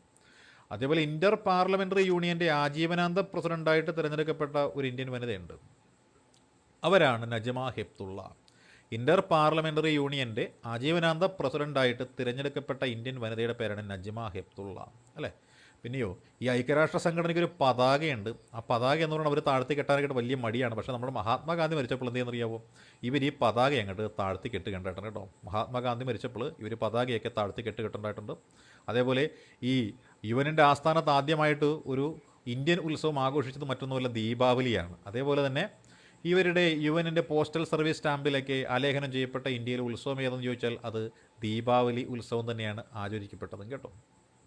അതേപോലെ ഇവരെക്കുറിച്ച് പറയുകയാണെങ്കിൽ സുസ്ഥിര വികസന ലക്ഷ്യങ്ങളും സാമൂഹ്യ ശാക്തീകരണവും എന്ന വിഷയത്തിൽ എന്താണ് നമ്മുടെ കേരളത്തിലെ ഒരു പദ്ധതി ഇവർ വിളിച്ചു. അതായത് സുസ്ഥിര വികസന ലക്ഷ്യങ്ങളും സാമൂഹ്യ ശാക്തീകരണവും എന്ന വിഷയത്തിൽ നടന്ന ഒരു രാജ്യാന്തര സമ്മേളനമുണ്ട്. ആ രാജ്യാന്തര സമ്മേളനത്തിൽ മാതൃകാ പദ്ധതിയായിട്ട് അവതരിപ്പിക്കുന്നതിന് ക്ഷണം ലഭിച്ച പദ്ധതി എന്ന് പറയുന്നത് ഏത് പദ്ധതിയാണ്? ഇടം മിഷൻ എന്ന് പറഞ്ഞൊരു പദ്ധതിയാണ് അല്ലേ. അത് കൊല്ലം TKM എഞ്ചിനീയറിംഗ് കോളേജിലെ വിദ്യാർത്ഥികൾ വികസിപ്പിച്ച ചെലവ് ചുരുക്കിയുള്ള ഒരു ഭവന പദ്ധതിയാണ് ഇടം വിഷൻ എന്ന് പറയുന്ന ഒരു പദ്ധതി കേട്ടോ. അതേപോലെ നമ്മളുടെ ആവശ്യം പരിഗണിച്ചുകൊണ്ട് അല്ലേ വേൾഡ് ഫുഡ് ഓർഗനൈസേഷൻ ഉണ്ട് അല്ലേ, FAO, food and agricultural organisation നമ്മൾ പറഞ്ഞ FAO ആണ്. അവർ 2023 ഇൻ്റർനാഷണൽ ഇയർ ഓഫ് മില്ലറ്റ്സ് ആയിട്ട് അംഗീകരിച്ചു എന്നുള്ളതും നമുക്ക് അഭിനന്ദനാർഹമായ ഒരു കാര്യം തന്നെയാണ് കേട്ടോ. ഇനി എന്താണ് ഈ വേൾഡ് ഫുഡ് പ്രോഗ്രാം എന്ന് നമുക്കൊന്ന് നോക്കിയേക്കാം കേട്ടോ. വേൾഡ് ഫുഡ് പ്രോഗ്രാം അവരാണല്ലോ ഇൻ്റർനാഷണൽ ഇയർ ഓഫ് മില്ലറ്റ്സ് ആചരിച്ചത്. ഇത് സ്ഥാപിതമായത് 1961 ഇതിൻ്റെ ആസ്ഥാനം റോമുവാണ്. ഇത് പ്രധാനമായിട്ടും ലക്ഷ്യം വയ്ക്കുന്ന എന്താണ്? ഐക്യരാഷ്ട്ര സംഘടനയുടെ ഭക്ഷ്യസഹായ പദ്ധതി എന്നാണ് ഇത് അറിയപ്പെടുന്നത്. പ്രത്യേകിച്ച് ഈ സംഘർഷ പ്രദേശങ്ങളിൽ പട്ടിണി എന്ന് പറയുന്നത് നിർമ്മാർജ്ജനം ചെയ്യണം. അതായത് യുദ്ധം നടക്കുന്ന സ്ഥലത്ത്, അതേപോലെ രാഷ്ട്രങ്ങൾ തമ്മിലുള്ള യുദ്ധങ്ങൾക്ക് പുറമെ സംഘടിത വിഭാഗങ്ങൾ തമ്മിലുള്ള കലാപങ്ങൾ നടക്കുന്ന സ്ഥലങ്ങളിലൊക്കെ പട്ടിണിയും അറുതിയും എല്ലാം ഉണ്ടാവും. അപ്പോൾ അതൊക്കെ മാറ്റുന്നതിന് വേണ്ടിയിട്ട് പ്രവർത്തിക്കുന്ന സംഘടനയാണ് വേൾഡ് ഫുഡ് ഓർഗനൈസേഷൻ എന്ന് പറയുന്ന സംഘടന. അതിൻ്റെ പ്രവർത്തനങ്ങൾക്ക് 2020 സമാധാനത്തിനുള്ള നോബൽ സമ്മാന പുരസ്കാരം കൂടി ഈ സംഘടനയ്ക്ക് ലഭിക്കുകയുണ്ടായിട്ടുണ്ട് കേട്ടോ. ഇനി അന്താരാഷ്ട്ര നാണയനിധി എന്ന് പറയുന്നുണ്ടല്ലേ, ഇൻ്റർനാഷണൽ മോണിറ്ററി ഫണ്ട് എന്ന് പറയുന്ന IMF ഉണ്ട്. ഇത് നിലവിൽ വന്നത് 1945 ഡിസംബർ മാസം 27 ഇതിൻ്റെ പ്രവർത്തനം ആരംഭിച്ചതാവട്ടെ മാർച്ച് മാസം 1 മുതലാണ് പ്രവർത്തനം ആരംഭിച്ചത്. 47 2 വർഷങ്ങൾക്ക് ശേഷമാണ്. ഇതിൻ്റെ ആസ്ഥാനം എന്ന് പറയുന്നത് വാഷിങ്ടൺ DC എന്നതാണ് ഇതിൻ്റെ ആസ്ഥാനമായിട്ട് പറയുന്നത്. അംഗസംഖ്യ 190 ഉണ്ട് അല്ലേ. എന്താണ് ഇവരുടെ പ്രധാനപ്പെട്ട ചുമതല എന്ന് ചോദിച്ചാൽ എന്തായിരിക്കാം? ലോക സമ്പദ് വ്യവസ്ഥയ്ക്ക് സുസ്ഥിരത കൈവരിക്കുവാൻ കഴിയുന്ന പ്രവർത്തനങ്ങൾ എന്ത് ചെയ്യുക? രൂപപ്പെടുത്തിയെടുക്കണം. ലോക സമ്പദ് വ്യവസ്ഥയ്ക്ക് സുസ്ഥിരത കൈവരിക്കുവാൻ കഴിയുന്ന പ്രവർത്തനങ്ങളെ രൂപപ്പെടുത്തിയെടുക്കുക, സമ്പദ് വ്യവസ്ഥയിലുണ്ടാകുന്ന സങ്കീർണതകളിൽ എന്ത് ചെയ്യുക? ഇടപെടുക. ഇതൊക്കെയാണ് ഈ IMF എന്ന് പറയുന്ന UN ഏജൻസിയുടെ ചുമതലയെന്ന് പറയുന്നത്. ഈ ലോകബാങ്കും ഇൻ്റർനാഷണൽ മോണിറ്ററി ഫണ്ടും ഒക്കെ രൂപീകരിക്കാൻ കാരണമായ ഒരു അന്താരാഷ്ട്ര സമ്മേളനമുണ്ട്. ഈ സമ്മേളനത്തിനെയാണ് നമ്മൾ ബ്രിട്ടൻ വുഡ്സ് സമ്മേളനം എന്ന് പറയുന്നത് കേട്ടോ. ലോകബാങ്കും IMFും രൂപീകരിക്കാൻ കാരണമായ അന്താരാഷ്ട്ര സമ്മേളനത്തിന് നമ്മൾ വിളിക്കുന്ന പേരാണ് ബ്രിട്ടൻ വുഡ്സ് സമ്മേളനം എന്നാണ് വിളിക്കുന്നത്. ഇത് 1944 കേട്ടോ. ബ്രിട്ടൻ വുഡ് എന്ന സ്ഥലത്ത് വെച്ച് നടന്ന സമ്മേളനമായതിനാലാണ് ഇതിനെ ബ്രിട്ടൻ വുഡ് സമ്മേളനം എന്ന് വിളിക്കുന്നത്. ഇതിൽ 190 രാജ്യങ്ങളുണ്ടെങ്കിൽ 190ാമത്തെ രാജ്യമായിട്ട് എത്തിച്ചേർന്നത് ആരെന്ന് ചോദിച്ചാൽ അത് 2020 ഒക്ടോബർ മാസം 16 അൻഡോറ എന്ന് പറയുന്ന രാജ്യമാണ് 190ാമത്തെ രാജ്യമായിട്ട് നിയമിക്കപ്പെട്ടത് കേട്ടോ. നിയമിക്കപ്പെട്ടതല്ല, അംഗത്വം എടുത്തത്. ഇതിൽ ബ്രിട്ടൻ വുഡ് ഇരട്ടകളെന്ന് പറയുന്നുണ്ട്. കാരണം ബ്രിട്ടൻ വുഡ്സിൽ നടന്ന സമ്മേളനത്തിൻ്റെ ഭാഗമായിട്ട് രൂപീകരിക്കപ്പെട്ട സംഘടനകളെന്ന് പറയുന്ന 2 അതുകൊണ്ടാണ് ബ്രിട്ടൻ വുഡ് ഇരട്ടകളെന്ന് വിളിക്കുന്നത്. അതിലൊന്ന് ഇൻ്റർനാഷണൽ മോണിറ്ററി ഫണ്ട് എന്ന് പറയുന്ന IMF ആണെങ്കിൽ മറ്റൊന്ന് international bank for reconstruction and development എന്ന് പറയുന്ന IBRD ആണ്. ലോകബാങ്കും IMFും ആണ് ബ്രിട്ടൻ വുഡ് ഇരട്ടകൾ എന്ന പേരിൽ അറിയപ്പെടുന്നത്. IMFിലെ രാജ്യങ്ങൾക്ക് എല്ലാവർക്കും തുല്യ അധികാരമാണോ എന്ന് ചോദിച്ചാൽ തുല്യ അധികാരമൊന്നുമല്ല. കൂടുതൽ കാശ് അവിടെ നിക്ഷേപിക്കുന്ന ആളുകൾക്കാണ് കൂടുതൽ അധികാരമുള്ളത് കേട്ടോ. അതേപോലെ ബ്രിട്ടൻ വുഡ് സമ്മേളനത്തിൽ പങ്കെടുത്ത ഇന്ത്യക്കാർ ആരെല്ലാം എന്ന് ചോദിച്ചാൽ RK ഷൺമുഖം ചെട്ടി അല്ല, നമ്മുടെ RK ഷൺമുഖം ചെട്ടി പങ്കെടുത്തിട്ടുള്ളതാണ്. RK ഷൺമുഖം ചെട്ടി. അതുകൂടാതെ റിസർവ് ബാങ്കിൻ്റെ ഗവർണറായിരുന്ന CD ദേശ്മുഖ് പങ്കെടുത്തിട്ടുള്ളയാളാണ്. അതേപോലെ BK മദൻ എന്ന് പറഞ്ഞ വ്യക്തിയും പങ്കെടുത്തിട്ടുള്ളതാണ്. BK Madan, RK Shanmugham Chetty, CD Deshmukh എന്നിവർ ഇതിൽ പങ്കെടുത്തിട്ടുള്ള ആൾക്കാരാണ് കേട്ടോ. പിന്നെയോ IMFിൻ്റെ രൂപീകരണവുമായി ബന്ധപ്പെട്ട് നടന്ന പ്രധാനപ്പെട്ട ചർച്ചകളുണ്ട്. അത്തരത്തിൽ ചർച്ചകളിൽ പങ്കെടുത്ത പ്രധാനപ്പെട്ട സാമ്പത്തിക ശാസ്ത്രജ്ഞൻ്റെ പേരാണ് ഇർവിൻ ഫിഷർ എന്നാണ് പറയുന്നത്. Irving Fisher. അതേപോലെ IMFിൻ്റെ ആദ്യത്തെ മാനേജിംഗ് ഡയറക്ടർ ആരെന്ന് ചോദിച്ചാൽ അവരുടെ പേരാണ് കാമിലെ ഗട്ട് എന്നാണ്. കാമിലെ ഗട്ട്. അതുപോലെ IMFിൻ്റെ മാനേജിംഗ് ഡയറക്ടർ പദവി വഹിച്ച ആദ്യത്തെ വനിതയുടെ പേരാണ് ക്രിസ്റ്റീന ലെഗാർഡ് എന്ന് പറയും. നിലവിലെ മേധാവിയുടെ പേരാണ് ക്രിസ്റ്റലീന, ബൾഗേറിയക്കാരിയായ ക്രിസ്റ്റലീന.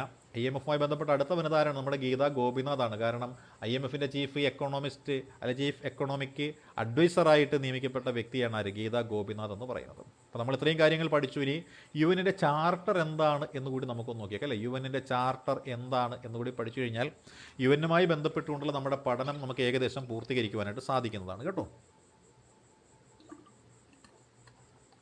അല്ലേ, UNൻ്റെ ചാർട്ടർ എന്താണ്? UNൻ്റെ ഭരണഘടനയാണ് UNൻ്റെ ചാർട്ടർ എന്ന് വിളിക്കുന്നത്.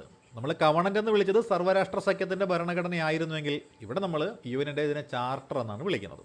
അപ്പോൾ UNൻ്റെ ലക്ഷ്യങ്ങളും അംഗരാജ്യങ്ങളുടെ അവകാശങ്ങളും ഒക്കെ പ്രതിപാദിക്കുന്ന ഒരു ഔദ്യോഗിക രേഖയാണ് ഈ UN ചാർട്ടർ എന്ന് പറയുന്നത്. അല്ലേ? ഇത് തയ്യാറാക്കാനായിട്ട് മുൻകൈ എടുത്തൊരു വ്യക്തിയുണ്ട്, നമ്മൾ മുഖ്യ ശില്പി എന്നൊക്കെ പറഞ്ഞ് വിളിക്കുന്നൊരു വ്യക്തിയുണ്ട്. അദ്ദേഹത്തിൻ്റെ പേരാണ് ഫീൽഡ് മാർഷൽ സ്മട്സ് എന്ന് പറയുന്നൊരു വ്യക്തിയുണ്ട്. ഫീൽഡ് മാർഷൽ സ്മട്സ് അദ്ദേഹമാണ് UN-ൻ്റെ ചാർട്ടറിൻ്റെ ആമുഖമൊക്കെ തയ്യാറാക്കാനായിട്ട് മുൻകൈ എടുത്തത്. ഇതെന്ന് തയ്യാറാക്കിയെന്ന് ചോദിച്ചാൽ 1944 വാഷിങ്ടൺ DC നമ്മൾ നേരത്തെ പറഞ്ഞ സ്ഥലമുണ്ടല്ലോ, ഡംബാർട്ടൺ ഓക്സ്. ആ ഡംബാർട്ടൺ ഓക്സ് എന്ന സ്ഥലത്താണ് UN ചാർട്ടറിന് രൂപം കൊടുക്കാനായിട്ടുള്ള സമ്മേളനമൊക്കെ നടന്നത്. അങ്ങനെ രൂപം കൊടുത്തതിന് ശേഷം 1945 ജൂൺ മാസം 26 ഇത് സാൻ ഫ്രാൻസിസ്കോ സമ്മേളനത്തിൽ വെച്ചിട്ട് ഒപ്പുവെച്ചത്. 1945 ജൂൺ മാസം 26 സാൻ ഫ്രാൻസിസ്കോ സമ്മേളനത്തിൽ വെച്ചിട്ടാണ് UN-ൻ്റെ ചാർട്ടർ ഒപ്പുവയ്ക്കപ്പെട്ടത്. ഈ സാൻ ഫ്രാൻസിസ്കോ സമ്മേളനത്തിൽ എത്ര രാജ്യങ്ങൾ ഒപ്പുവെച്ചു എന്ന് ചോദിച്ചാൽ 50 രാജ്യങ്ങളാണ് UN ചാർട്ടറിൽ ഒപ്പുവയ്ക്കുവാനായിട്ട് ഉണ്ടായിരുന്നത് കേട്ടോ. ഇതിൽ UN ചാർട്ടർ ചരിത്രത്തിൽ ആദ്യമായിട്ട് UN ചാർട്ടർ വിവർത്തനം ചെയ്യപ്പെട്ട ഇന്ത്യൻ ഭാഷയാണ് സംസ്കൃതം എന്ന് പറയുന്ന ഭാഷയാണല്ലേ. നമുക്കറിയാം 22 ഇന്ത്യൻ ഭാഷകളുണ്ട്, അതിൽ സംസ്കൃത ഭാഷയിലാണ് UN ചാർട്ടർ വിവർത്തനം ചെയ്യപ്പെട്ടത് നമുക്കറിയാം. അതേപോലെ UN ചാർട്ടർ സംസ്കൃതത്തിലേക്ക് വിവർത്തനം ചെയ്ത വ്യക്തി ആര് എന്ന് ചോദിച്ചാൽ അദ്ദേഹത്തിൻ്റെ പേരാണ് ഡോക്ടർ ജിജേന്ദ്ര കുമാർ ത്രിപായ എന്ന് പറയും കേട്ടോ. ഡോക്ടർ ജിജേന്ദ്ര കുമാർ ത്രിപായയാണ് UN ചാർട്ടർ സംസ്കൃതത്തിലേക്ക് വിവർത്തനം ചെയ്ത വ്യക്തി എന്ന് പറയുന്നത്. ഈ UN സ്ഥാപക അംഗങ്ങളുടെ എണ്ണം എത്രയെന്ന് ചോദിച്ചാൽ 51 അംഗങ്ങളാണ് നമ്മൾ പറയുന്നത് കേട്ടോ. 51ാമത് രാജ്യമായിട്ട് നമ്മൾ എടുത്തിരിക്കുന്നവരാണ് പോളണ്ട്. പോളണ്ടിന് എന്താണ് നമ്മൾ സ്ഥാപക അംഗമായിട്ട് കണക്കാക്കുന്നുണ്ട്. കാരണം പോളണ്ട് ഒക്ടോബർ മാസം 15 ഒപ്പുവെച്ചിരിക്കുന്നതാണ് പറയുന്നത്. പോളണ്ട് ഒപ്പുവെച്ചിരിക്കുന്നത് 15 എന്ന് പറയുന്നു. നമ്മൾ ജൂൺ മാസം 26 ഒപ്പുവെച്ചെങ്കിലും നമ്മൾ അതിൽ അംഗമായി മാറുന്നത് 30 ഒക്ടോബർ 30 നമ്മളതിൽ പൂർണ്ണമായിട്ടും ചേരുന്നത്. നമുക്ക് വേണ്ടി ചാർട്ടറിൽ ഒപ്പുവെച്ചയാളെന്ന് പറയുന്നത് ആർക്കോട്ട് രാമസ്വാമി മുതലിയാർ എന്ന് പറയുന്നൊരു വ്യക്തിയാണ് കേട്ടോ. രാമസ്വാമി മുതലിയാർ എന്ന് പറയുന്ന വ്യക്തിയാണ്. അപ്പോൾ നമ്മളുടെ ഈ പറയുന്ന ഐക്യരാഷ്ട്ര സംഘടനയുമായി ബന്ധപ്പെട്ടിട്ടുള്ള സർവ്വരാഷ്ട്ര സഖ്യവുമായി ബന്ധപ്പെട്ടിട്ടുള്ള നമ്മുടെ പരമാവധി കാര്യങ്ങൾ ഈ ഒരു വീഡിയോയിൽ ഉൾക്കൊള്ളിക്കുവാൻ നമ്മൾ ശ്രമിച്ചിട്ടുണ്ട്. ഇനി നമ്മൾ പഠിക്കേണ്ടുന്ന മേഖല എന്ന് പറയുന്നത് ഈ UN-ൻ്റെ കീഴിൽ വരുന്ന വിവിധ ഏജൻസികളുണ്ട്, അന്താരാഷ്ട്ര സംഘടനകളുണ്ട്. ആ സംഘടനകളെ കൂടിയാണ് നമ്മൾ മനസ്സിലാക്കാനുള്ളത്. അത് നമുക്ക് മറ്റൊരു ക്ലാസ്സിൽ മനസ്സിലാക്കാമെന്ന് വിശ്വസിക്കുന്നു അല്ലെങ്കിൽ പ്രതീക്ഷിക്കുന്നു. അപ്പോൾ നിങ്ങൾക്ക് ഈ ഇന്നത്തെ ക്ലാസ് മനസ്സിലായി എന്ന് വിശ്വസിച്ചുകൊണ്ട് നമുക്ക് ഇന്നത്തെ ക്ലാസ് അവസാനിപ്പിക്കാം. Okay, all the best.